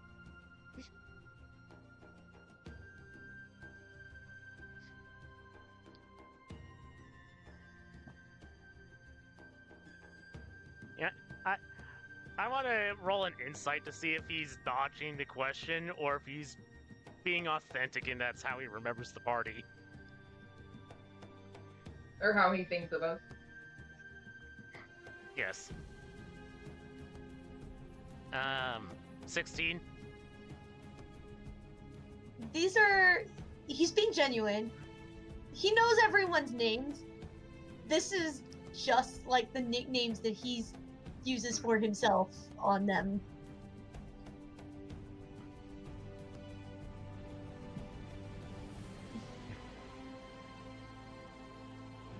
There used to be more of us too. Man, I miss George. He's a hoot. I wonder whatever happened to that wolf he sent off. That's a sad story in of itself. George's quest for a wolf.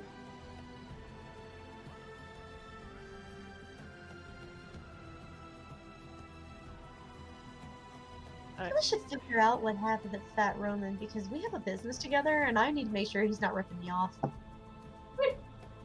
He's a Roman. He's ripping you off. I mean, to be fair, I'm a leprechaun. I'm totally ripping him off too, so I guess it's fair. Mutual backstabbing. What a great business proposition. They stab each other in the back and then they sell it back to each other. It's a wonderful system. And if this was a merchant, then he's doubly ripping you off. Should have put more rocks in his shoes. If he had shoes to begin with, a lot of Romans that I knew wore sandals. Yeah, I was just thinking about that. Hey, you can still get rocks and sandals, and it's harder to get the sandals off than regular shoes. You have to untie those suckers. I once know I go barefoot. Even when I did live with a person from the senatorial class. See, my father was a shoemaker, and he sticks his foot out. He goes, and I have quality boots.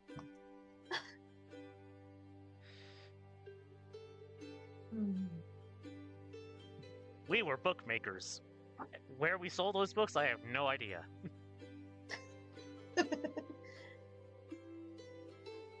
I mean, my favorite thing to do was to steal things from people and then sell them back their things. See, I would do that, but I don't have the skill. He pokes his head out. He goes, "Oh, I can teach you. Oh, master.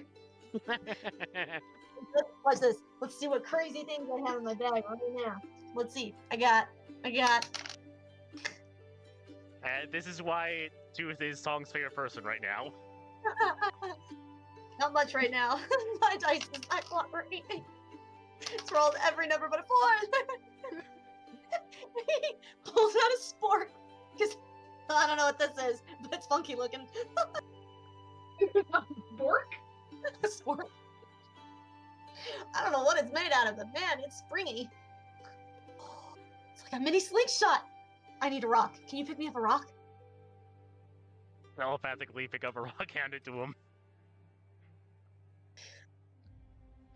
Yeah, you're going to need a fulcrum for that. So here's another rock. He's gonna. Amber, what's your AC? He actually has a decent AC. Although Adea, I think, has him beat in that regard, too. Yes, she does. 18. So you feel this little pebble bounce off the back of your head. It doesn't do any damage or anything. It just like bounces off as he like flicks the rock off of the sport. Sweet. I found a new toy to be obnoxious with. I was gonna start just like aiming at other people. Like, excellent.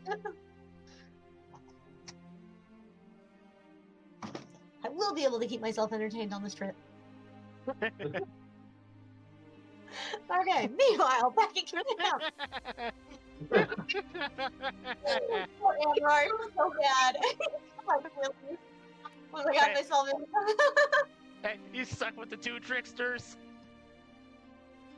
Well, it's a good thing they're with Party Dad. He's got some long Right.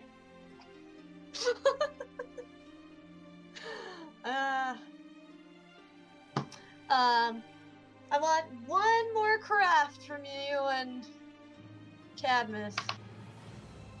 Oh, Cad. I Cad, think it's right Adea's doing Dad. again. my boy. What did you just roll? I think that's a 4. 4. No, no, Oh, Ooh. 1. And, Nice. no. He hasn't eaten at all today, has he? No, he's eating, because remember you guys brought back food. Well, no, we hadn't gotten back from bringing back food. my plus Well, this 17 is later, this brings us is to 35. A 35. Okay. We're carrying him. Cat. This is later. This is towards evening, and you guys are getting really close to finishing, and Cad has started to slow down. Like he's not. His work isn't necessarily worse. He's just really slowing the process down. Mhm.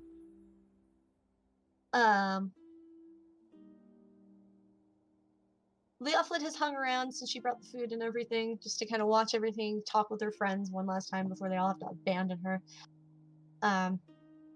So she's watching, and she's going to look pointedly towards Erden and Brina. And both of you should have a high enough passive to see her watching you, like, he's doing this on purpose.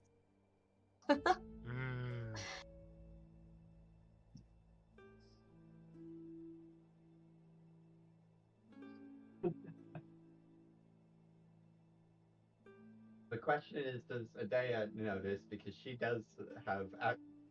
Once the work is affected, she cares both about the work and making sure that the people doing the work are able to handle it. Idea, I want you to give me a perception, because you are focused on your work. I need an active perception from you to notice that things are not progressing the way they were earlier. Not insight, perception. Got it. Yeah, perception. They're the same number anyway. We rolled a 6. That's a 14. You have noticed. He has slowed down, and he doesn't seem quite as focused. It is up to you whether you want to insight on this noticing that you have done. I do. Say I do. I do. I do. I do. I do. Sorry, what was that? 18. 10 plus 8. He seems reluctant to finish.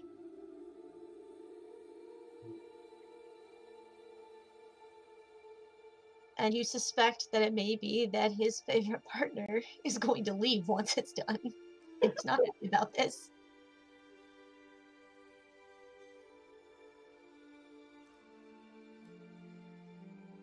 He is dawdling.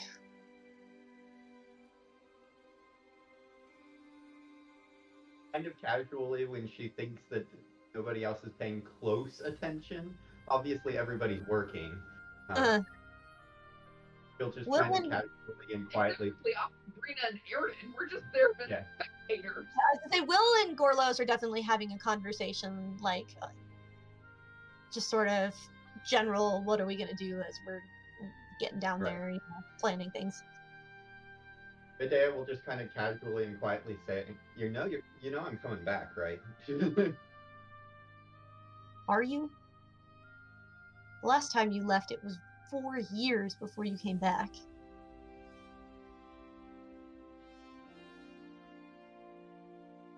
I did come back. Yeah, but this time you're going to Furthermore, fight. I couldn't leave you without seeing the finished product.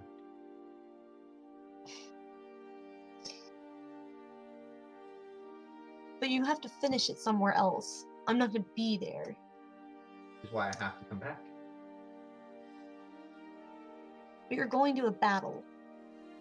There's no guarantee from that.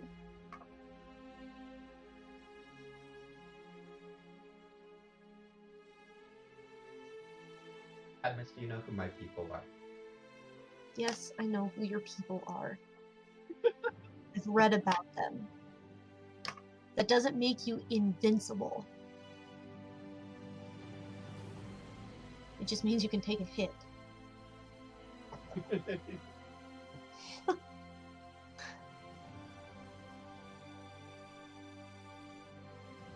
Today I kind of shrugs. Sure, but I've survived plenty with less of a plan.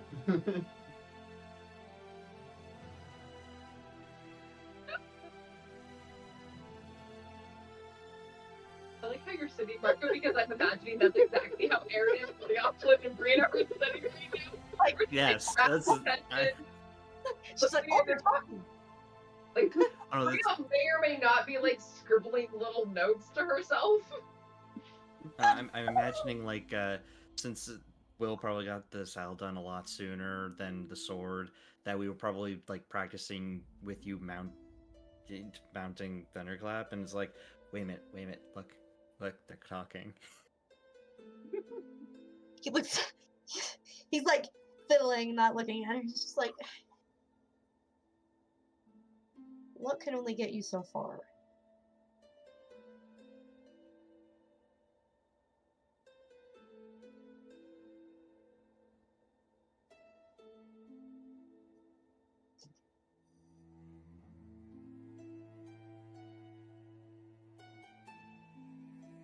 Well, I'm not relying on luck anymore. And what are you relying on? Unparalleled skill. Sorry, the what? Unparalleled skill. Unparalleled skill. Okay, I thought you said a parallel shield, and I was like, I don't know what that means.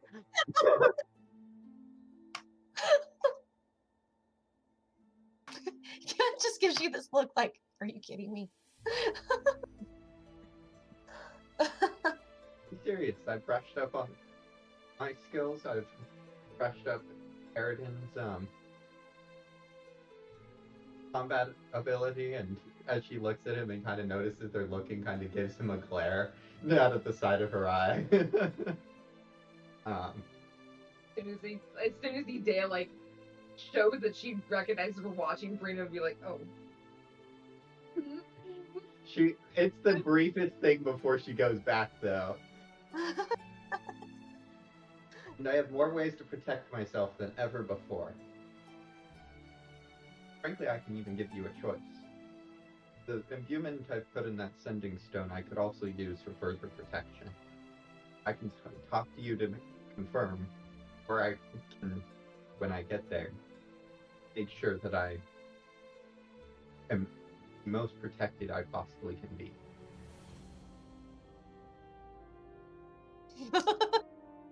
Louis Offlin is just like, what's happening?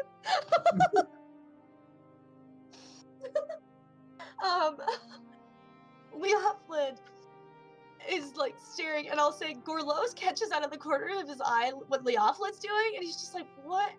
And he finally like catches on to the conversation going on there, and he's just like, Ern's looking very pointedly at him, just like, shh. he's like, this is really personal, and they're doing this right in front of all of us. Will's just like, are you okay? Just like, I mean, fine, keep, you were saying? Anastasia doing this without dropping a beat. She's just trying to encourage Cadmus. Cadmus looks very torn at this option. He's sorry. Oh my gosh, this eye is itchy, and so it's starting to water. I don't know when I got into it. I can Inspiration. inspiration. I've got blinding LED lights. That's what it is. So you guys can see my face because my bedroom. If I turn these lights off, my bedroom light. It's like. I mean, it's not much worse than my setup here. And I'm literally underneath a bunk bed. Yeah. I mean, only difference with me is that if I do that, you guys are gonna think something ominous is gonna happen and somebody's gonna die. They already know someone's going to die. Thank you for lighting your face. Anyway. I think the actual answer to that is we know somebody is going to die. What we don't know is how many people are going to die. Right. I mean, All it's the spooky extras. season. It is spooky season. And spooky season comes with spooky problems.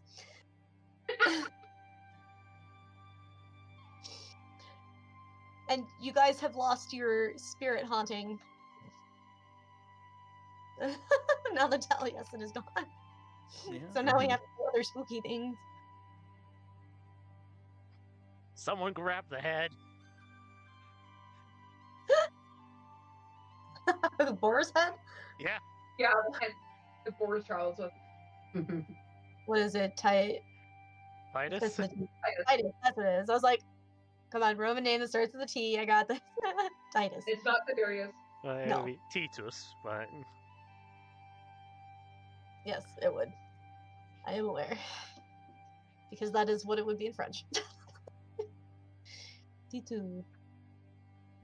So Cadmus is torn over whether or not to have Idea take the imbuement off the sending stone. Yes.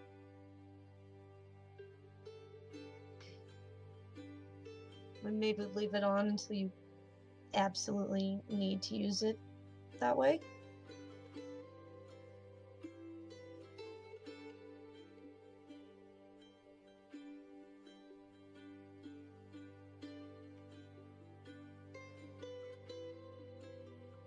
Cool. You don't have both stones. Would you be able to put it back after? I need to regather the stones. But I'm coming back.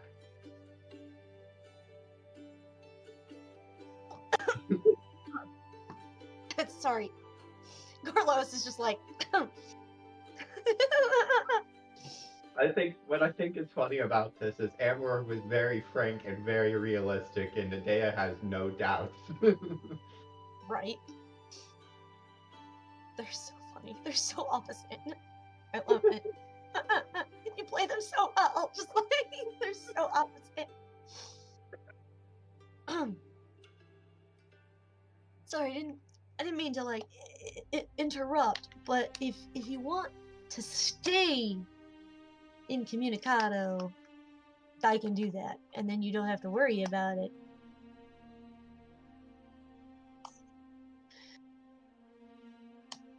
Like, that's like, I imagine it's us three, the peanut gallery over here, just like, no, you're interrupting. It was so poignant. Don't mess with our ship! Don't sink it! At the same time, Brina's also just like, then it solves the problem. Well, you're simultaneously don't sink our ship while also sink the ship. Like, I don't know what I'm... No, let them sink their ship.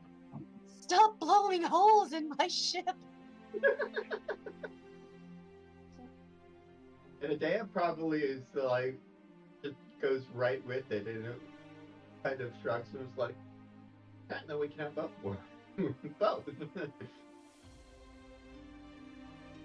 sure about that, Gorla? I mean, they're not that hard to make.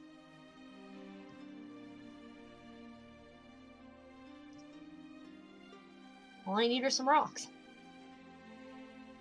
I mean, I usually use pearls because they're fancy and pretty, but you just want a rock. I'll put it into a rock.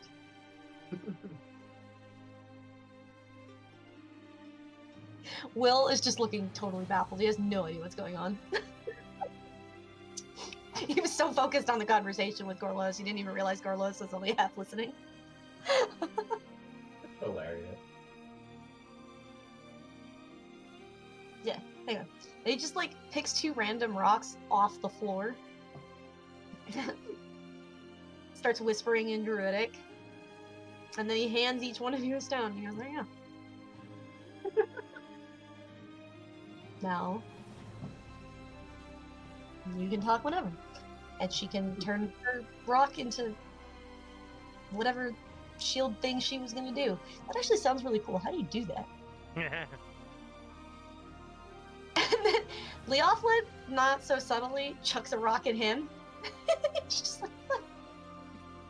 And she's just like, you guys are just like, And then Adea, like, going straight through on the question is like, oh, he's not cottoning on at all. He rolled a 2. Dad brain. embracing he's of magic like- in the study of Alexandria. Huh? The embracing of magic in the study of Alexandria. Oh. Oh. Oh, man. Well, that sounds like a lot of extra work that I don't have the time to do. Damn. You're going to be traveling with the professor. He doesn't know that. I think it's even funnier with He's really going to be willing to talk to him? You never know until you try. I also think Adea's confident answer here is hilarious because one could question whether she actually knows, but she sure thinks she does. But she knows enough to make it work, so. I will say, while Gorlos is not cottoning on to what was going on, Cadmus is totally cottoning on to what you two were doing. I was He's like, just- and the Modi sees it just like, I'm just, he's like, oh. Trying to like not like watching her attention, but I'm also like taking to heart what Frazirian had said about like not messing with it. It's just like I'm enjoying watching them interact, but I'm also not trying to force it. So I'm just gonna like wave at Cadmus, like Cadmus. Cadmus just like he sighs and he's like, I need some air, and he just like gets up and leaves. And after he's walked out of the tent, Leopold just goes, for the love of everything holy, Gorlois, mind your own damn business.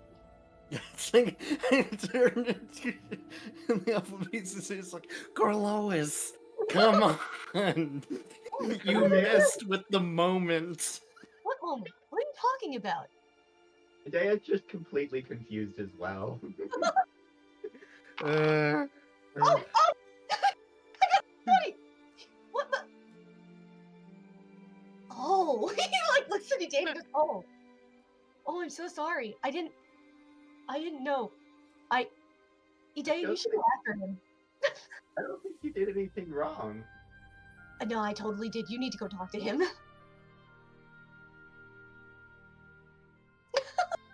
The sword. Yes, Idea. Go.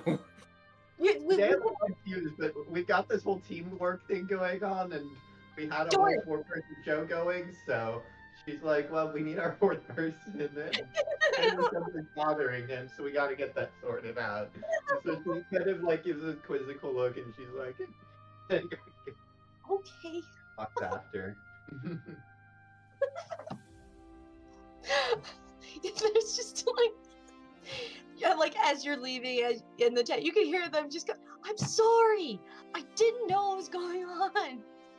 You know, it could have been great. You could have given them the stones and then just stepped back and watched as everything culminated together, but no, you stuck around. You. Dad is like just outside. He's breathing kind of rapidly. He's muttering to himself in Druidic, it sounds like. He's just like, every now and then you hear stupid, stupid, stupid.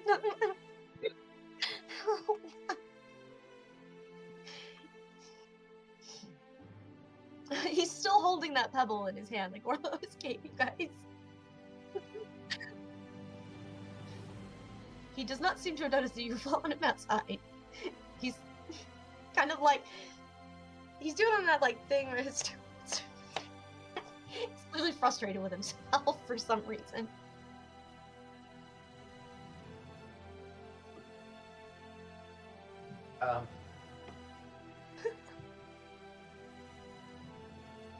Idea attempts to surreptitiously get his attention by reaching around and touching the pebble to cast light on it.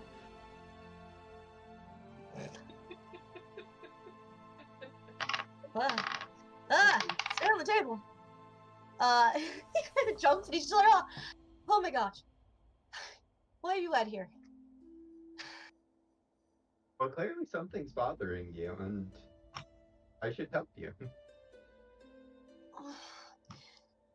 You can't help me. This is my problem, and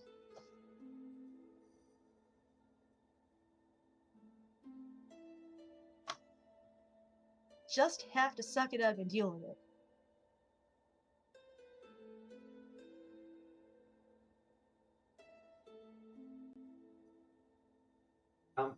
What materials are around here, just out of curiosity? It may be relevant. It may not be relevant. Material? Yes. Dirt, grass, wildflowers, the occasional stick. Maybe some clay in the ground. Like, is there any? I mean, everything's still pretty soggy, so it did rain really hard the other day. Ants. How big is this building? You guys went outside the building. Yes, I'm Oh. trying to get broader area. Oh, broader area.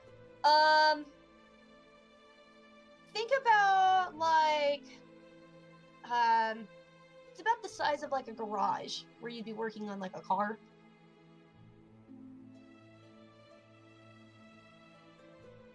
It's about that size. I mean, the tent itself is made of like canvas. There are raised wooden platforms in there for places where the anvil, or not the anvil, where tools would be held.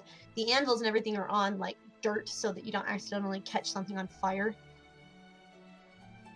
As well as like pits and stuff that you would be melting the metal in. But yeah, it's about the size of a garage.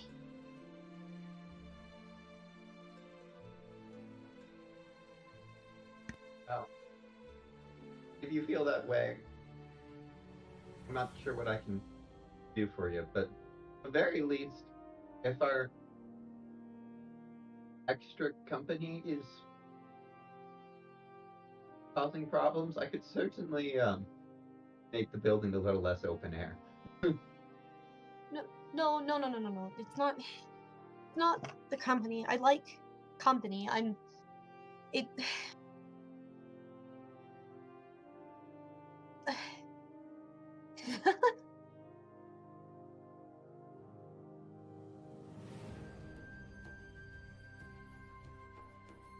He's very much struggling to put into words what he's feeling.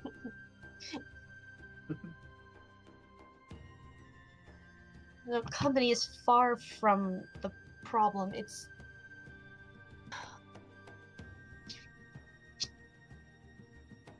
Oh, I've got an idea. And Adea will put a finger on his shoulder and cast heroism. just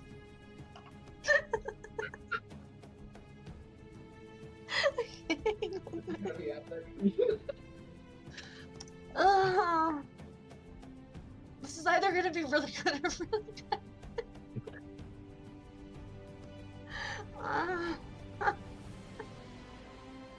Such an Adea thing to do, though. Yes, okay. I gotta decide what he's gonna do with this. Oh, this is either gonna be really awkward or It's already awkward. I know. Cute word is our question. Impute bravery in him when he's already struggling to get words out. Okay, I think okay, Dad, I need a high or low.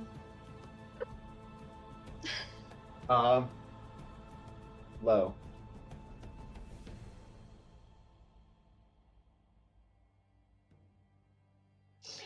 He just sort of turns around abruptly, blurts out, "I don't want you to go."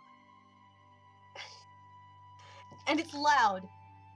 Those of you in the tent hear him say this. And Leofflin, she freezes. She just, like, grabs your armor and did he really just say that? You very much did. I heard it.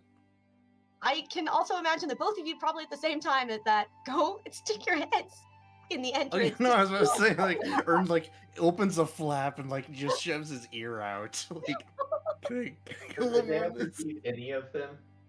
Huh? Does Adea perceive any of them? He does have a high passive. Are you looking in the right direction? Because you I'm- were facing away earlier, so... This facing doesn't mean she can't hear you guys. Hmm. I'm gonna say that's gonna be up to you. Is Idea gonna be focused on the fact that Cadmus just said probably the most honest thing he's said all day? Or are you gonna be focused on the fact that people are, like, making noise behind you? Adea's mostly paying attention to Cadmus, but she's also still not quite sure what the problem is, but is aware that while she doesn't know what was going on, she's pretty sure somebody was meddling or doing something and getting too involved, so I think that's coming about again, she's going to put walls up. Not Not mental walls, but literal walls.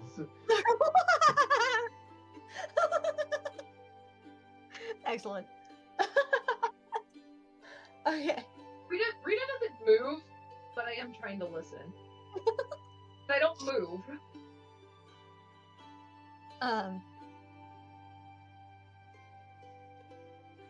Okay. Does Adea react to this at all? Adea's reaction to Cadmus is probably something along the lines of, I think that's understandable.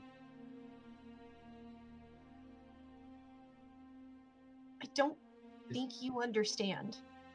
I really don't.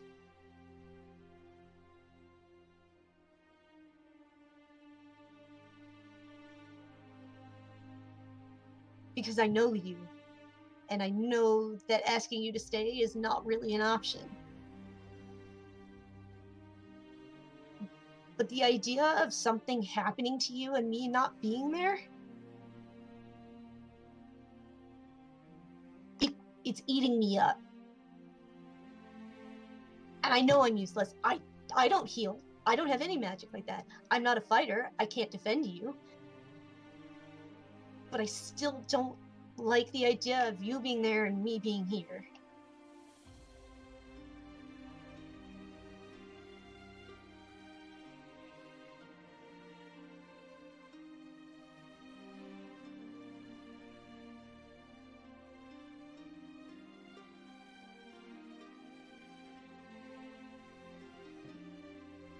Trying to think how Adea responds. No, you're good. This is not a conversation she probably expected to have.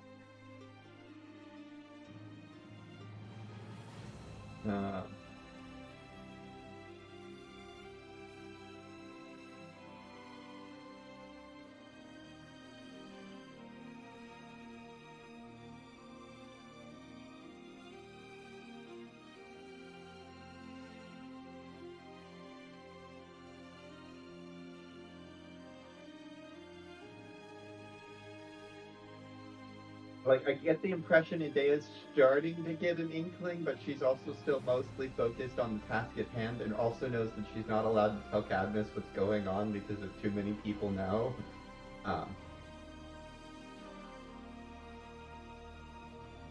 It could be a problem, yeah. Yes.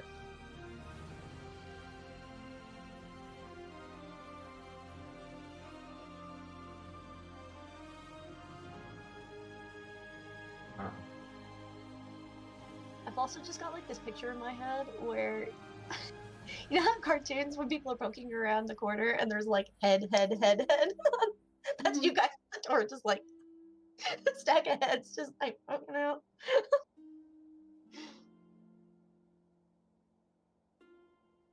The ground's probably more mud than stone, right? Yeah. Right now.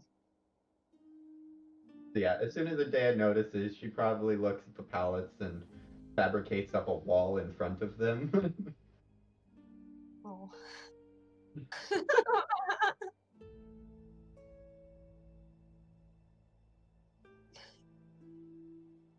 Ked doesn't really react to that. He's like totally focused on you. Yeah, Not... that's kind of a like she sees them out of the corner of her eye, and just like it's one thing she does while she goes back to paying attention to him. Let out.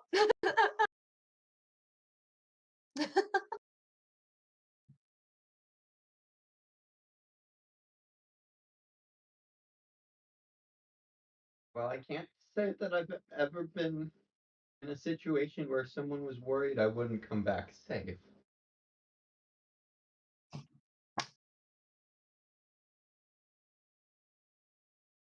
Um,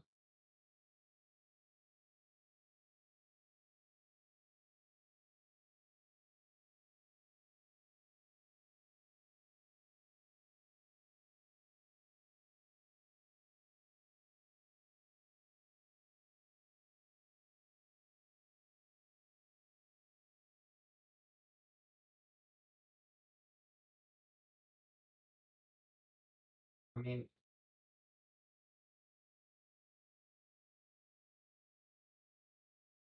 you said it yourself, you know that I can't not go, and Adea looks at him. Mm-hmm.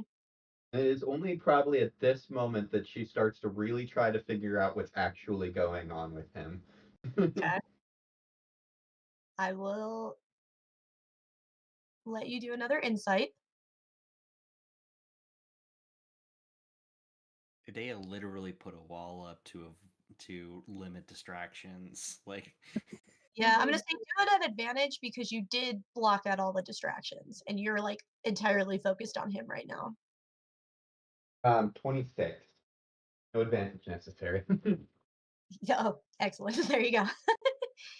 um, it dawns on you. You know exactly what's going on now. Like you can just see the way he's looking at you, the way he's like he's trying to keep himself guarded because he's not sure how you're gonna react. But it's not an emotion you're unfamiliar with seeing other people show to each other. You've never seen it directed at you before. You're used to the lustful looks. That's not what this is. Uh-huh. And it might be a little disconcerting because you're like, oh, that No, okay.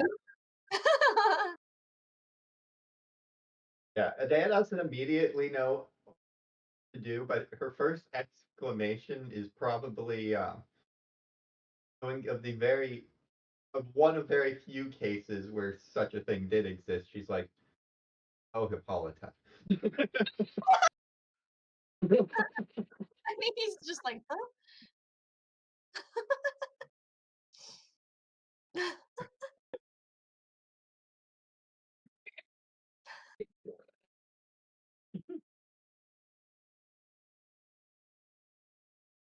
um, Man, I could be really cruel and just end it right there. What did you say, Mary? No. Hey, that's a good cliffhanger, though. No, we are not going to do that. We need to resolve this. I'm getting a lot of negative feedback. Do the literary thing. Leave it on a cliffhanger. This is not a telenovela. Yes, it This is. is proper storytelling. In all honesty, yes, I do agree that it would be a perfect literary place to stop. Do I want you to stop? Check friggin' no. But I do understand and I would respect it as well. Adea's turn to be awkward. Yeah. That's okay. We don't have to stop. Okay. So, if you wouldn't mind, could you move your chair? Oh, yeah. You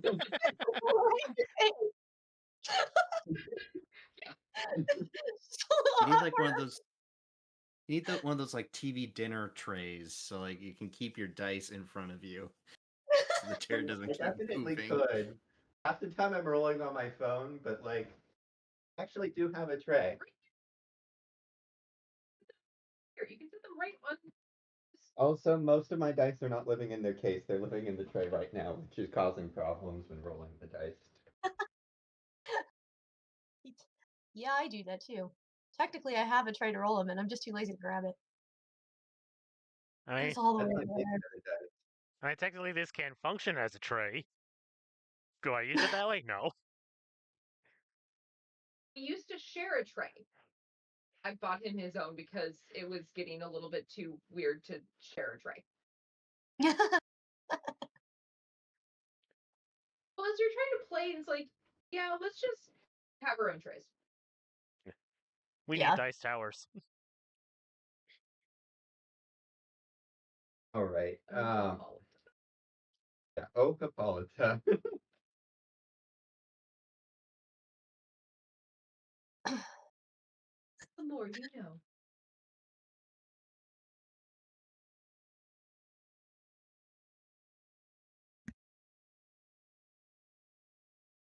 The sound is now very muffled. I will say you guys probably do hear the oh Hippolyta because she's a little closer.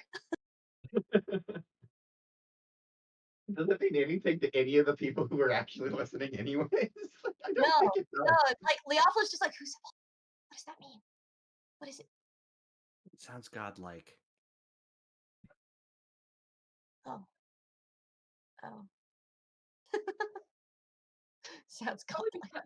because the sound has dimmed, I'll probably wander over towards the, the doorway and just kind of like poke my head out. It's like, what? But why is there a wall? Idea is focusing. Yes.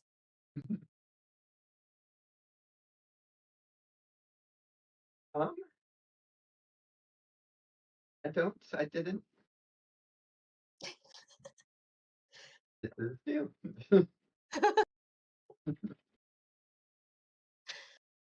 She's like, oh man, now I get it. This is hard.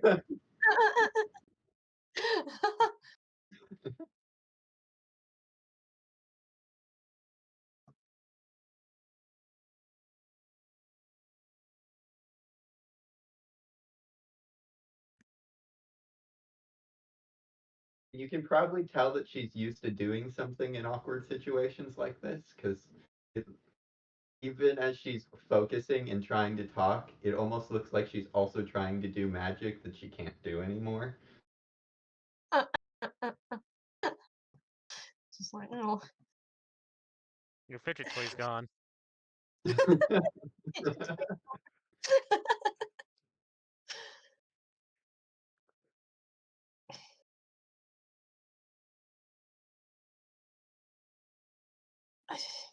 I'm sorry. I shouldn't have said anything. We should just get back to work and just pretend like this didn't happen. And he like starts to walk away from you. Like he'll stop, but he doesn't turn around.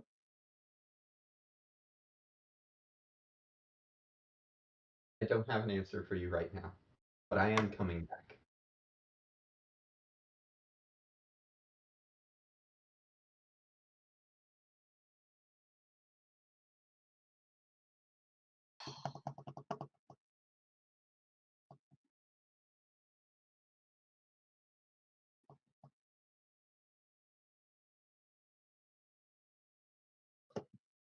I just don't understand how you can be so sure of that. Because I'm not. I've seen too much happen. Too many people promising to come back and then they don't. I mean, Aurelius was one of the best fighters we had, and look what happened to him.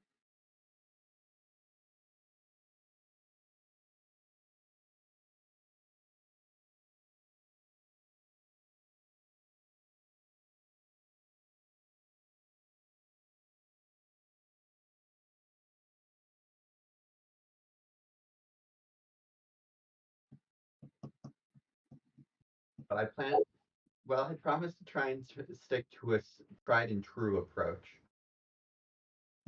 I will not try to put any magic-eating monsters in boxes. That's a story for a different time, actually.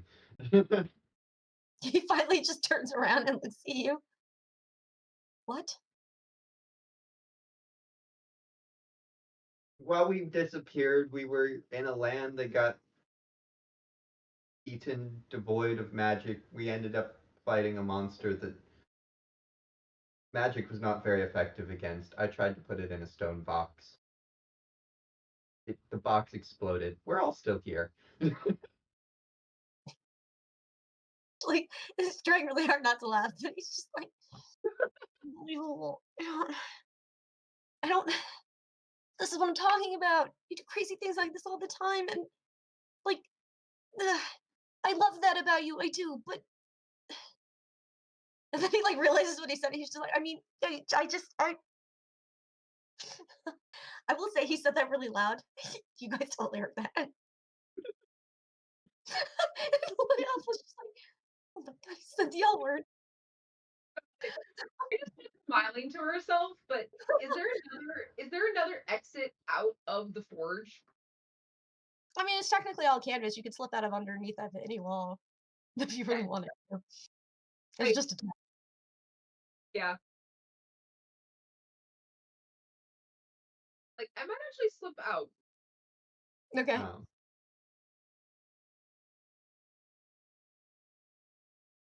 He's definitely babbling now. Like I said, I plan on relying on tried and true tactics. I've got one more reassurance though. And she looks around.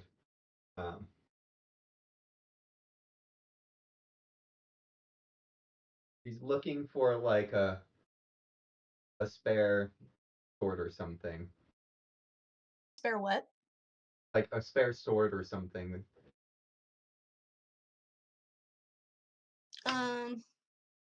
There's definitely some spare swords in the. Or just something. Yeah.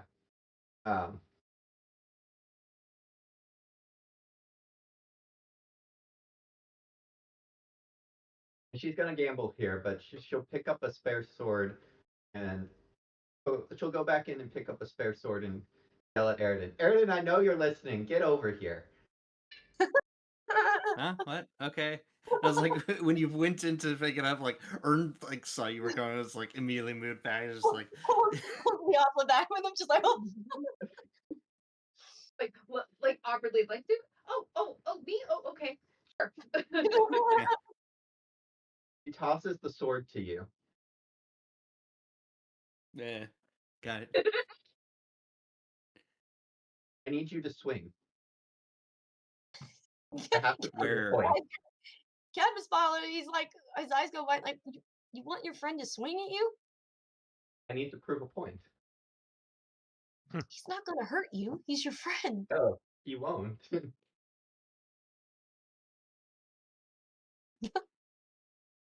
Ern's a little confused, but he'll swing for it. Give me an attack roll. These dice don't mess this up. I don't need another natural 20. That's not much better. It's a 24 to hit. Medea has an armor cast shield to have an armor class of 24. Yeah. Okay. um. Technically, it's a hit because they match, but I'm gonna say for this case, because of the way you're pulling it up, like it's a magic shield, it just kind of pushes you back and doesn't really hurt you. Like he hit you, but he like hit the air in front of you. Uh-huh. Then Cadmus kind of jumps and he's just like, seriously, Erden? Sorry. I'm unscathed. Then what if you weren't fast enough?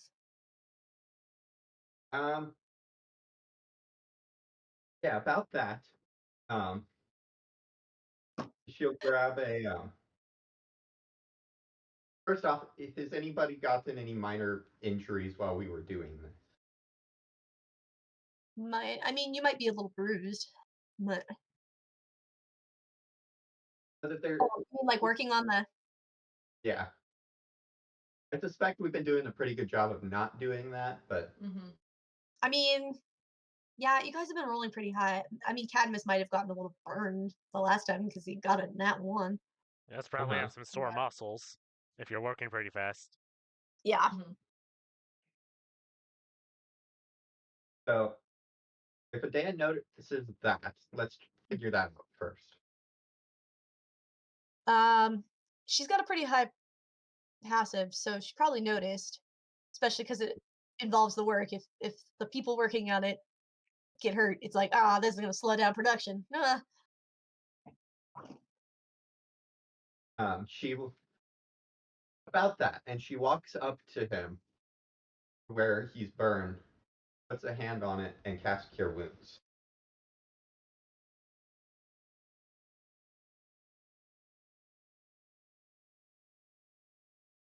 Thanks.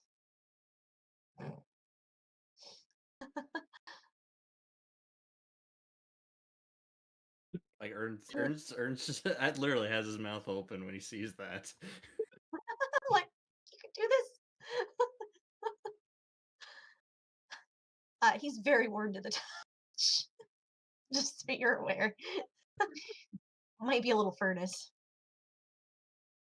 He might also be really embarrassed. It's all age just coming to the surface. Dan makes no comment about that.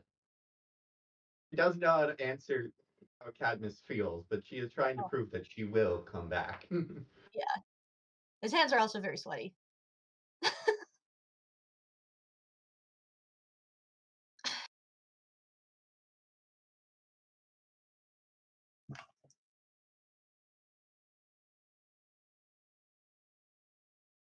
You can see he's finding it very difficult to find an argument.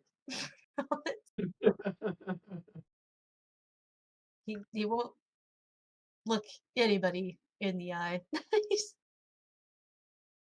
kind of just looking at his hands right now. Fine. Just finish it.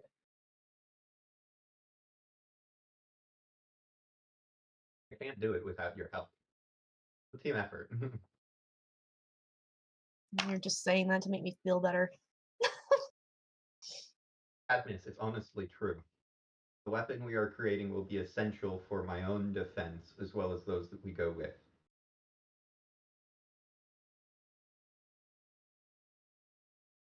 And I need all the expertise that we have. And He that just includes yours.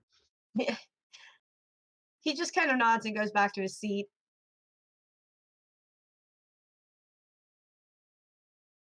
It's like eerily quiet in there, and then Gorlos just goes, "Okay, so what do we need to do for this last a little bit?" He's trying to like dissipate the. Now that he's figured out what's going on, he's like, "I'm going to." And Adea will pep back up. Like, she's been kind of in a serious tone for a while, but she knows that the atmosphere needs to change. And she's excited as well, even though things are very complicated right now. So it's not too much of a stretch for her to get back into work and get excited and try and bring that infectious energy with her. We're almost done. We need to do this. And she starts laying things out as she's got the vision and she's excited. It'll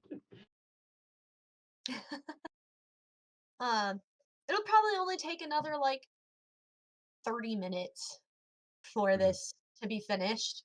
And then you just have to wait maybe an hour or so before it's cool enough that you can move it. By then, it'll probably be dark. Because we were getting on into late evening. Um, while you're getting back into that, the office just like, we're gonna go get food ready again for supper, so we'll just meet you guys back at the tent, and then I guess send you off on your way afterwards. Okay. Gorlos just kind of nods because everybody else is like super focused. Cat doesn't say anything. He's just like I can't. Yeah, Ern will is playing with the sword, like, what? Why did that throw me off so well? And puts it back with the other spares, and then and it just nods with the offer, like, yep, let's go. Are you gonna come help again, Brina? Left the fort, remember? Oh yeah, you did. Where did you go?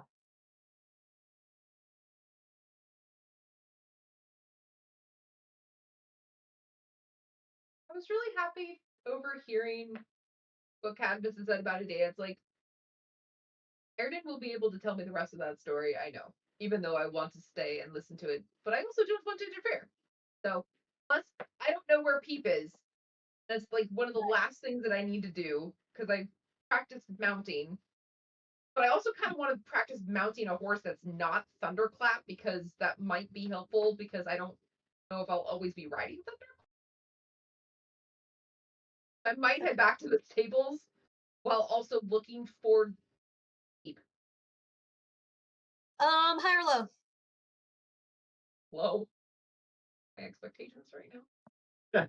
You wander off. You hear chirping. Peep has returned. Uh, he's got some feathers sticking up in some weird places, but otherwise seems all right. I'm gonna as soon as I hear him, it's like, here you go. And I'll try and smooth down his feathers as he's giving his report. He's like, There are lots of yellow-haired men all over. okay. And there's like big groups of them. And there's some heading this way and some going other ways. And they're burning. They set fires everywhere. And people were screaming.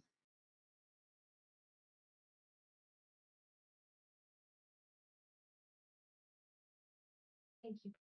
They didn't seem to care that Peep was there. That they were shooting other birds. They were shooting the other birds? Not my flock, other birds, like geese. Okay. Were they taking them down for food? I think so. I hope so. It'd be really bad if they were just shooting them. Yeah, I agree. But you and your flock got out safe. Okay. They don't care about little birds. Well, I do. You've been a great, great help. Thank you. I think Cheap came back a while ago and gave their report, so they're back in the forest where you guys were when I found you. So I tried to straighten your feathers out. I don't know if I got them all flat for you, but It's really strong. Storm's coming. storm's coming. Okay. The yellow-haired men that were going other directions. Do you remember which directions they were going? All directions. Okay.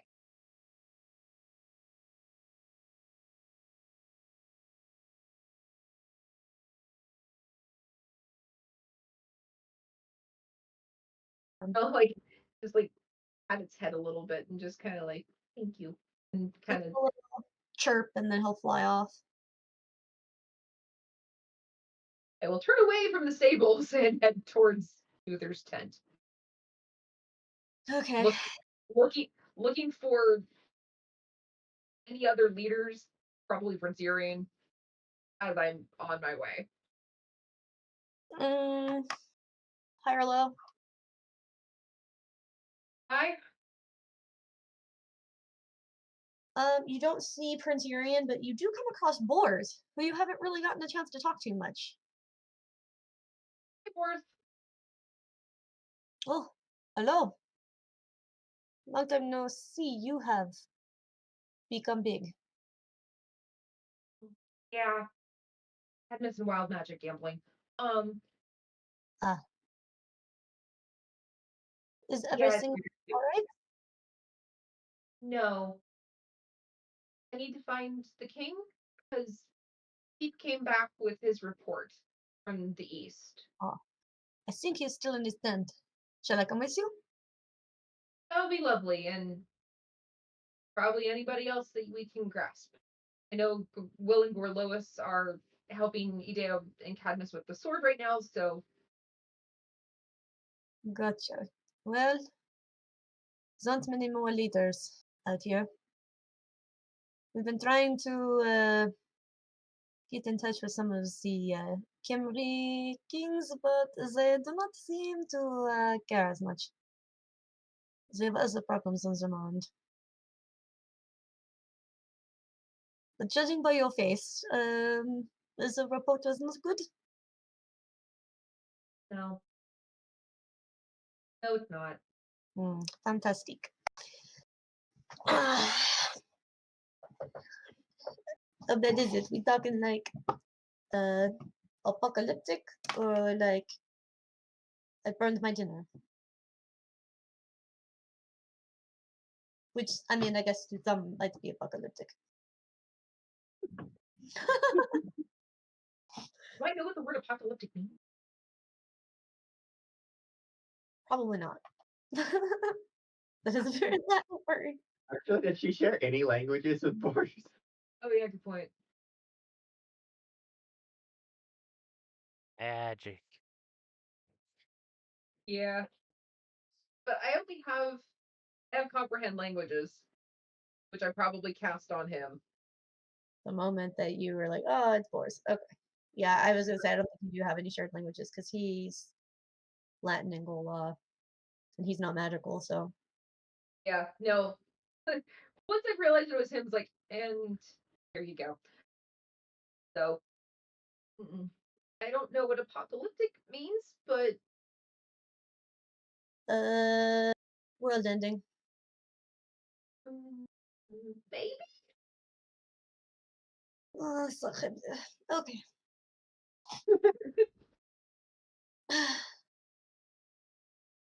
Let's see. As you approach the king's tent, there are guards positioned out there. They're trying to talk to each other. Hello, is the king inside, I assume? Yep. Cool. We're going inside. We have messages for him. But he just like pushes his way through. Oh. Uther's in there. He's sitting at a table with lots of paperwork, looking frustrated. He looks up when you come in.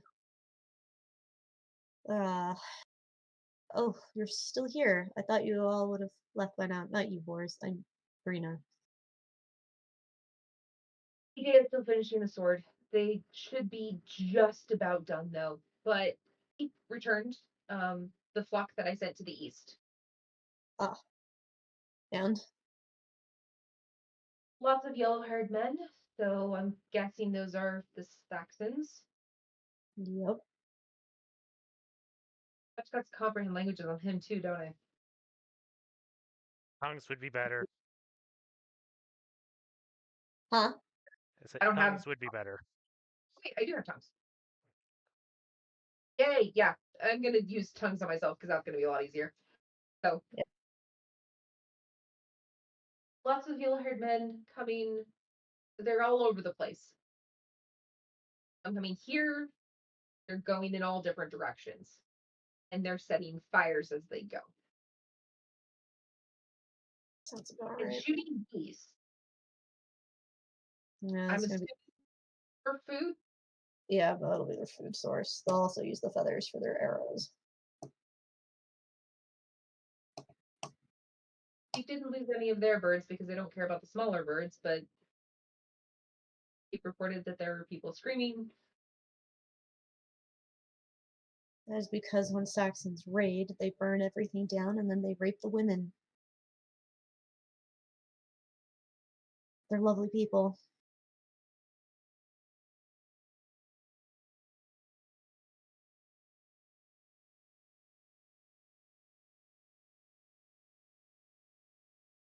That's not what I wanted to hear. You know, not what I wanted to hear either. At least Cheap was reassuring from the west. Not much, but it's something. Yeah. I don't see the Gales really being that interested in joining forces with them.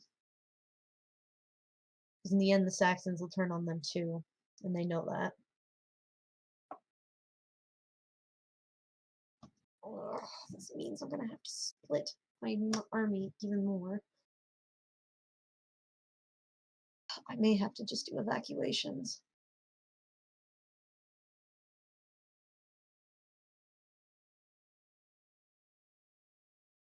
Where would they evacuate to?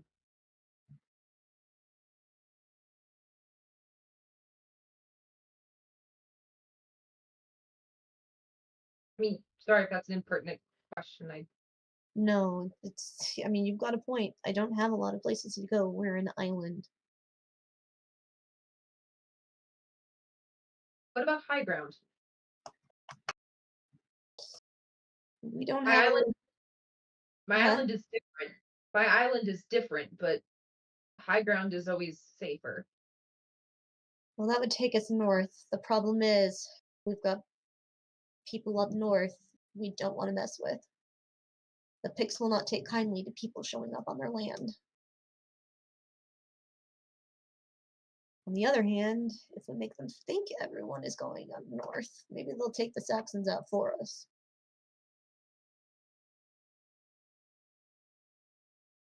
I don't know how they would react to blue naked men running at them. Their skin is blue. They paint themselves blue. My people call them the woads. Because that's the dye. Their tactic is just to run screaming at you in the hopes that you'll just turn tail and get out of there. Because they're crazy. And it's cold up there. We're talking they run naked in the snow. Like Brina just like shivers as they're talking. Boris is like, I'm not sure which is more barbaric. The Saxons or the woods. Considering what the king just said about what the Saxons do to people, I'd say them. The Which is Picts fair. just might be crazy. But if crazy works for them, crazy works. There is word that they do cannibalism, but I don't know if it's true. That's beside the point. Probably ask Prince Urian since he lives closer to there. Oh yeah, he's the one who told me.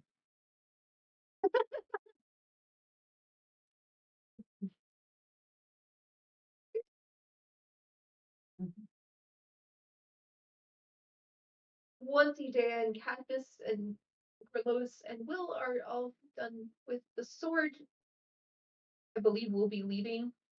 Corlois is going to take those of us that remained with them.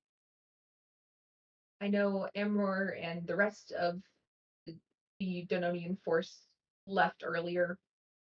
Hong went with them and Tooth went with them. So they have a little bit of Fae with them. Hmm.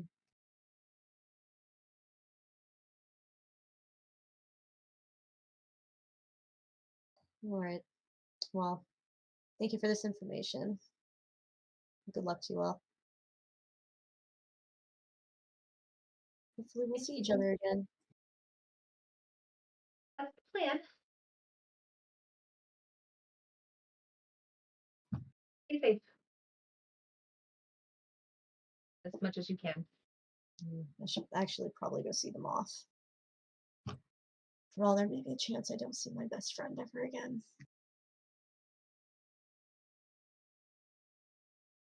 So he'll actually set his quill down and stand up to go back with you.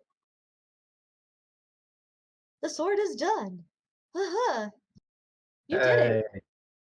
Hey.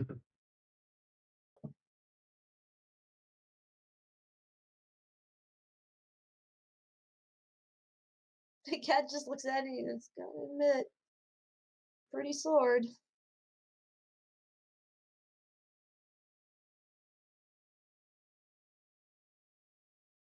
One of the finest I've ever seen crafted. I put a lot of stock in the craftsmanship of swords. Alright. What are you thinking, Gorlos? Go eat and then leave, or do you want to wait leave in the morning? We should go catch up with the troops. We've delayed long enough, so let's eat and then head out. Will the sword be ready to travel by the time we're done?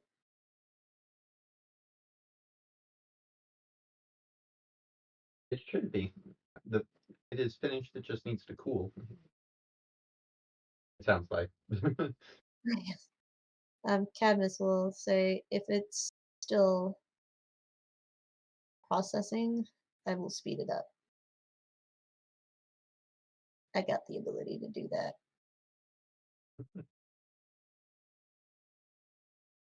And then he stands up, kind of wipes his hands on his clothes, and then starts to head for the door. Will kind of stands up, brushes all the ashes that have ended up on him, taking care of the fire, and then follows his friend out. You guys could all just hear Will say, proud of you, Cadmus.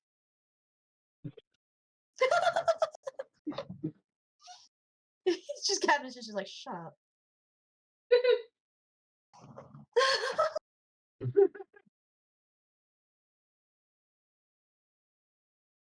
Right. Carlos just and Leopold just kind of look awkward. Leopold's just how many? Oh no, Leopold's not there. Not Leo. Sorry. Gorlos just looks awkward and he's like, okay. Well, I guess it's just you two in there now. Yeah. Shall we? Certainly. We best be prepared for the journey ahead. Gorlos is gonna be awkward because that's what he does. So not that it's any of my business, but you doing all right with all the admissions going on?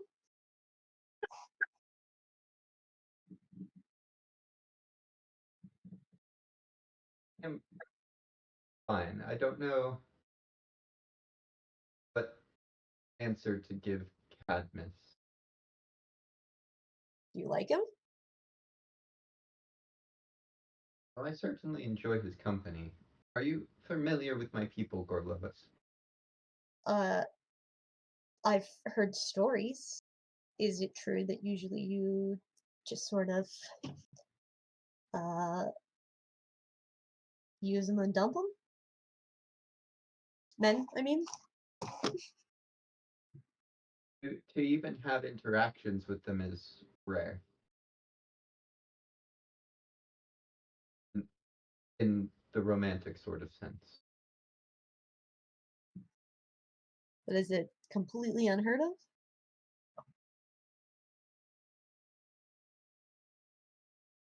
No, one of our queens has had a child that way, but it is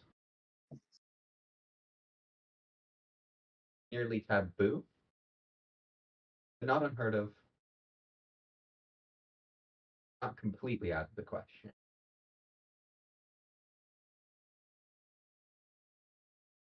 He kind of stops and looks at you. He goes, "You don't strike me as someone who necessarily likes to follow all the rules." Medea smiles. What gave that away? Just a number of things. So I wonder how important these cultural choices that your people made are to you, and how much it affects the way you choose to live your life. I don't know. I was sent away to learn the art of war. I never Well, thought I was going to come back. I could now.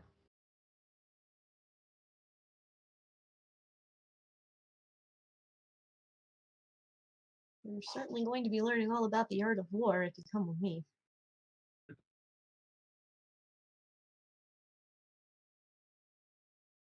But are they going to be okay with a bunch of men teaching you?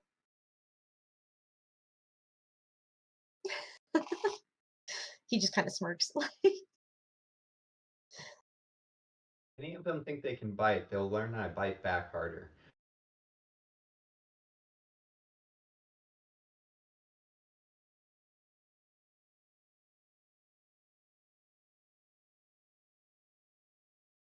I would just say don't completely discount it. You know what will make you happy. Your people don't.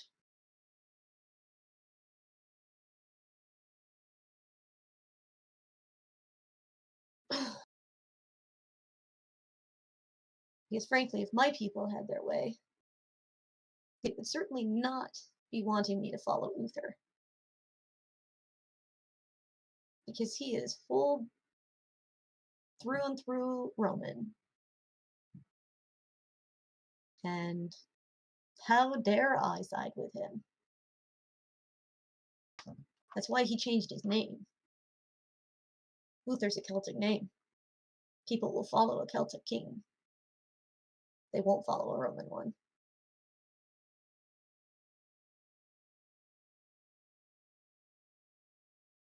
Well, I will say I have not fully discounted it. I just don't know the answer.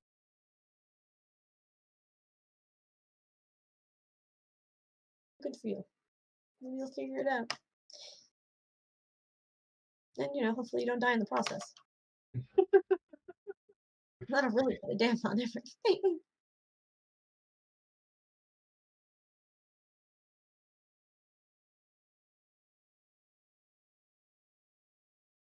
Well, that would certainly be a surprise. By this point, you'll have reached the tent with everybody else.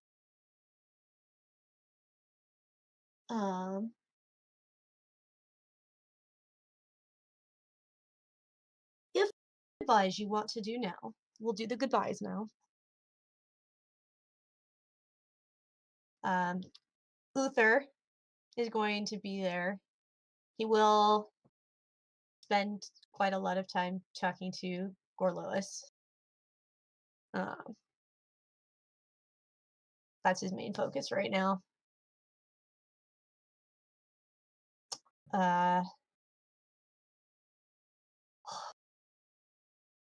Somebody give me a high or low. Hi.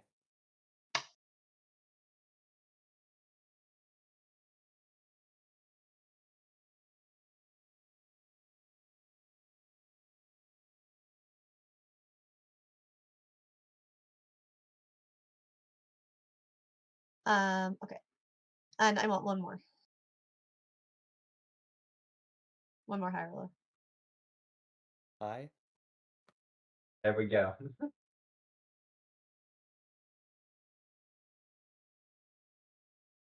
Okay. So Cadmus is sitting with Will and Leoflin. Kind of just picking at his food. And it's pretty obvious to anyone who sees them that they are teasing him. They're trying to get him to cheer up. And he is very much trying to be stoic and ignore it, and it's not really working. What are they teasing him about? Oh, just various things. The way friends do. The way guy They're friends do. Yeah, yes, the way guy friends do. They're not teasing him about what happened with Adea. Because they're like, he's way too sensitive about this, and we don't want to make it awkward for her either. But they're just like, man, look at you with your sword making powers, and like,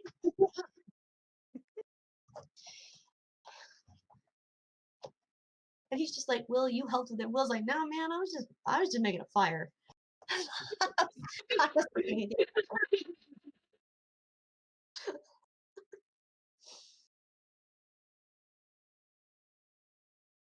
Aaron's probably just sitting off to the side, just watching all the interactions going on, just enjoying the show. Enjoying the show. Adeo will definitely eat, probably somewhat quickly.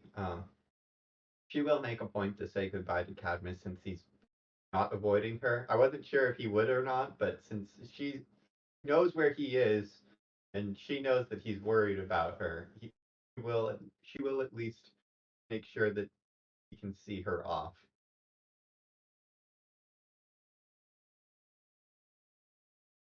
Yeah, so when it gets to that point and you're saying goodbye, he will just pull you into a hug, which he hasn't done before.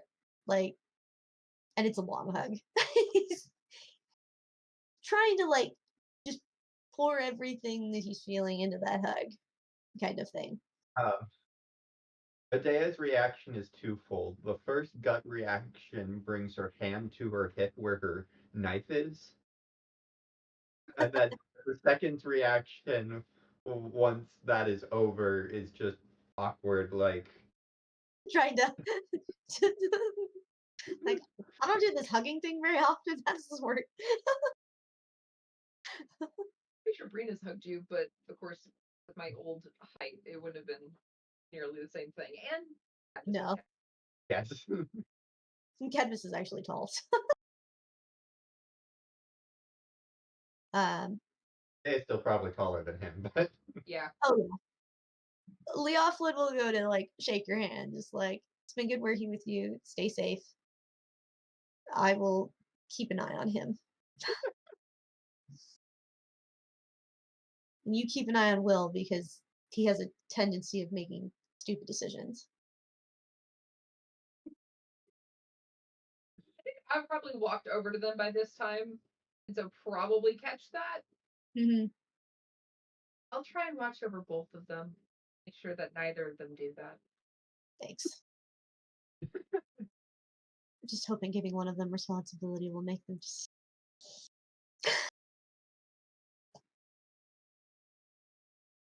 I am trying to be more responsible. And you're doing a very good job. And you're not sneaking out of the tent. Rena, Urian doesn't approach you, but he is waiting outside the tent.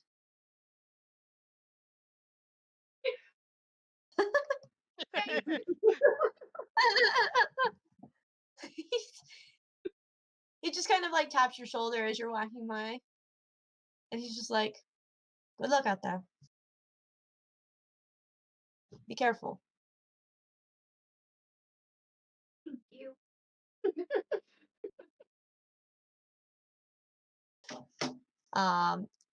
And he will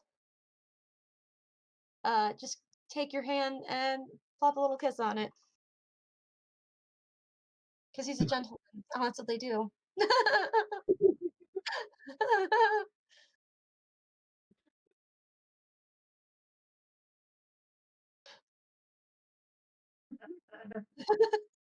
Mary.exe has stopped working.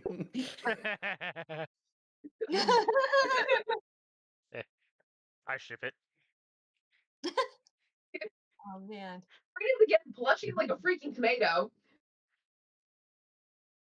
The funny thing is because I know about like Urian's not really a main character, but he is a side character. Like he exists in the story. If you end up being Morgana's mother-in-law, I'm gonna lose it.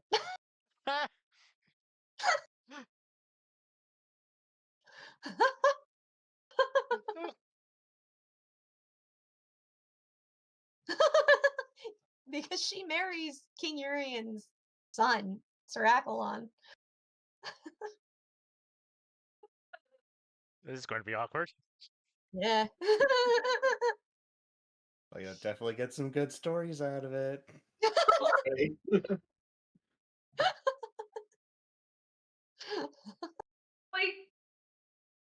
like I'm a little bit frozen. I'm just like,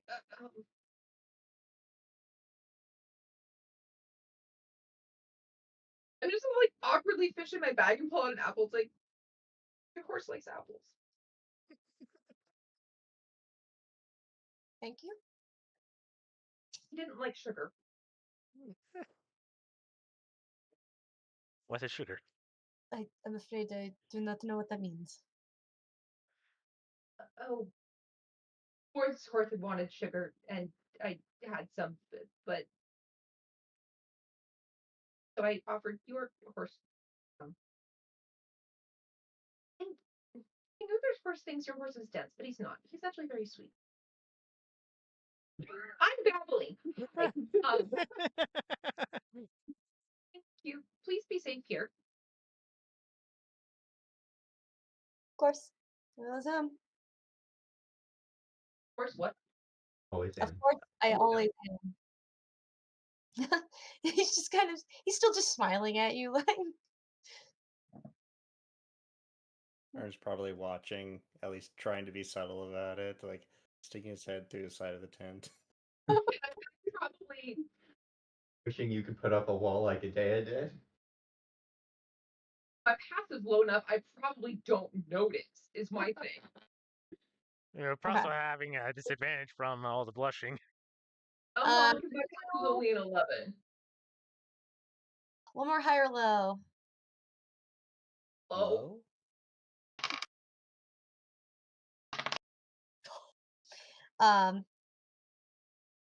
Erden. Hmm? He glances at you. He sees you. And then he goes over to you, Brandon, and he holds out his arm. And he goes, "Shall I walk you over to the meeting spot?"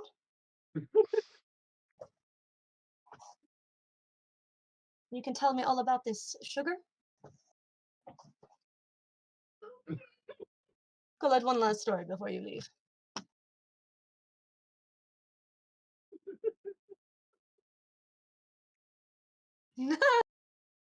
I had a title picked out, but now I'm rethinking. Like I'll just kind of like I don't know what I'm doing. Well, okay, so sugar, it's and like just kind of start telling him about sugar. So, That's not it. yeah, you're explaining what it is. He just goes, "So, are you made of sugar?"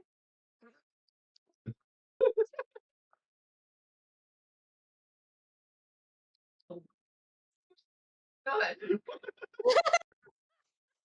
He's very smooth.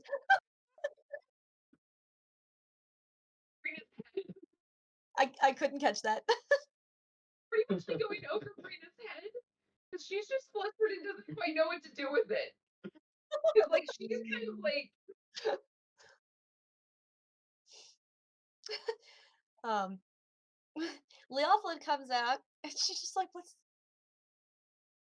boy, what's going on with Brina? Is it February? Turned into tomato.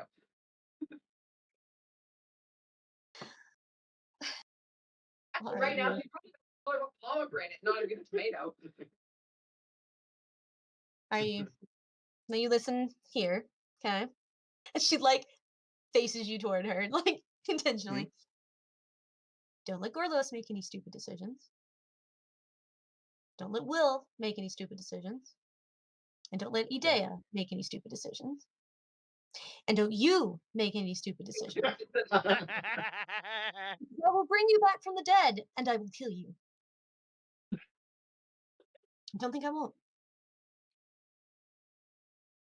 That's like 6 people. Well, guess what? Rada's gone. It's your job now. Oh! Just see it in Eridan's head now. I'm gonna make this Amor's job as soon as possible. Yeah. Hey, don't think Rada hasn't already put this on Tong. How did I become party dad? This is right. Oh, that's gonna be I fun. suppose- Party uncle and It's party your turn aunt into are- custody. Yeah, I It's your know. turn Party into uncle and custody. party aunt have taken over, and uh-oh. Yeah, and it's Things party uncle and party aunt from opposite sides of the family, and so they don't get along.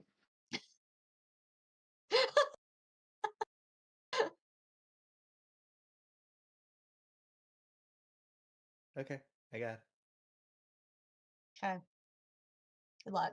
And she'll Is there kind of, that couple that she'll don't give you a hug understand because you know, you're friends. exactly how it works, but somehow Yeah. it does? Yeah, Um, Ern fully returns it. mhm. And then she'll give you like one last smile before going inside. And right about the time she goes back inside, Gorlos and Uther head out, still chatting, and Uther just sees you there and he goes, Leoflid gave you the you're in charge spiel. Yep. Yep. Gorlos just smiles and goes, I'm not supposed to do anything stupid? Something along those lines, yeah. Yeah, good luck with that.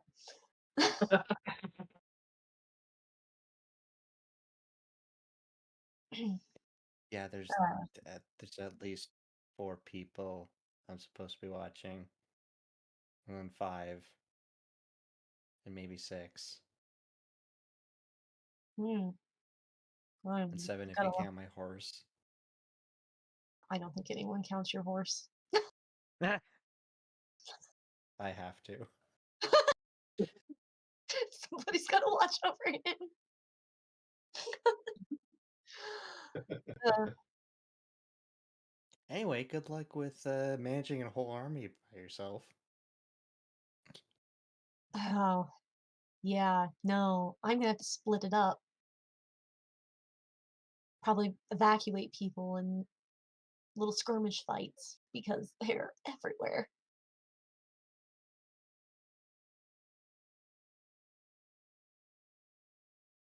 So if you guys know any spells on how I can just split myself into a bunch of different me's, and maybe the rest of the army that way too, that'd be great.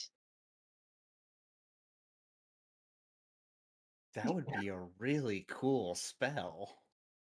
Yeah, magic doesn't really work that way.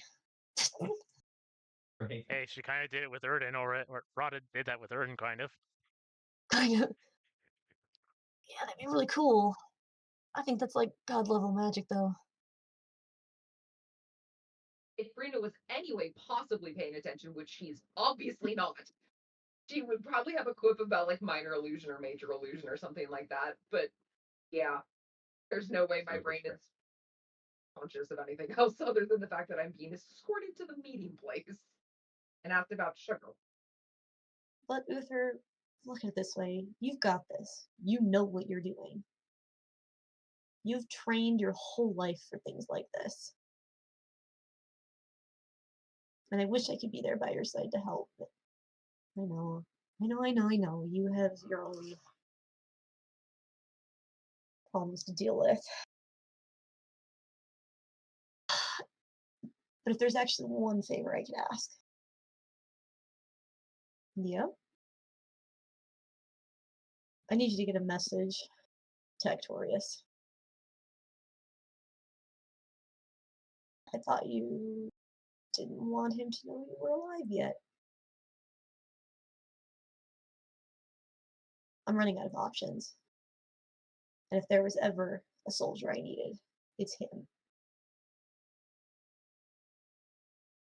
So you just let him know I'm alive and that I need him and to meet me here. I would be eternally grateful for that.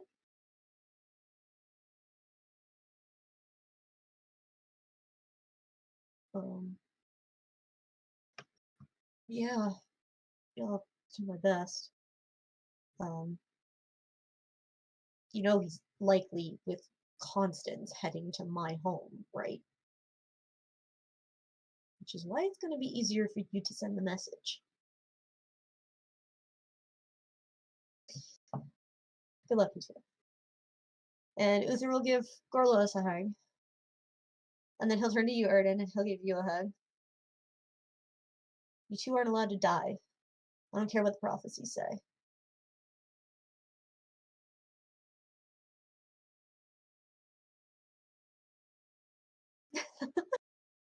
See you in a few months rather than a few years. Yeah, I hope. And with that, Gorlos will walk with you over to where the others are. Once everyone is, Urian will wave you off. And then he will cast his wind walk where you guys are suddenly lifted into the air and you move really freaking fast. Woo! Yeah. Yeah! It is 300 feet. That's your movement speed. It's 300 feet. Like 10 times faster than the marching speed of the army. Yeah, it's really not going to take. You guys catch up to them probably within, An the hour. hour. You see them setting up, and then you land. I'll say some random soldier will just walk up to you and be like, the leprechaun is driving us insane. And that's where it ends.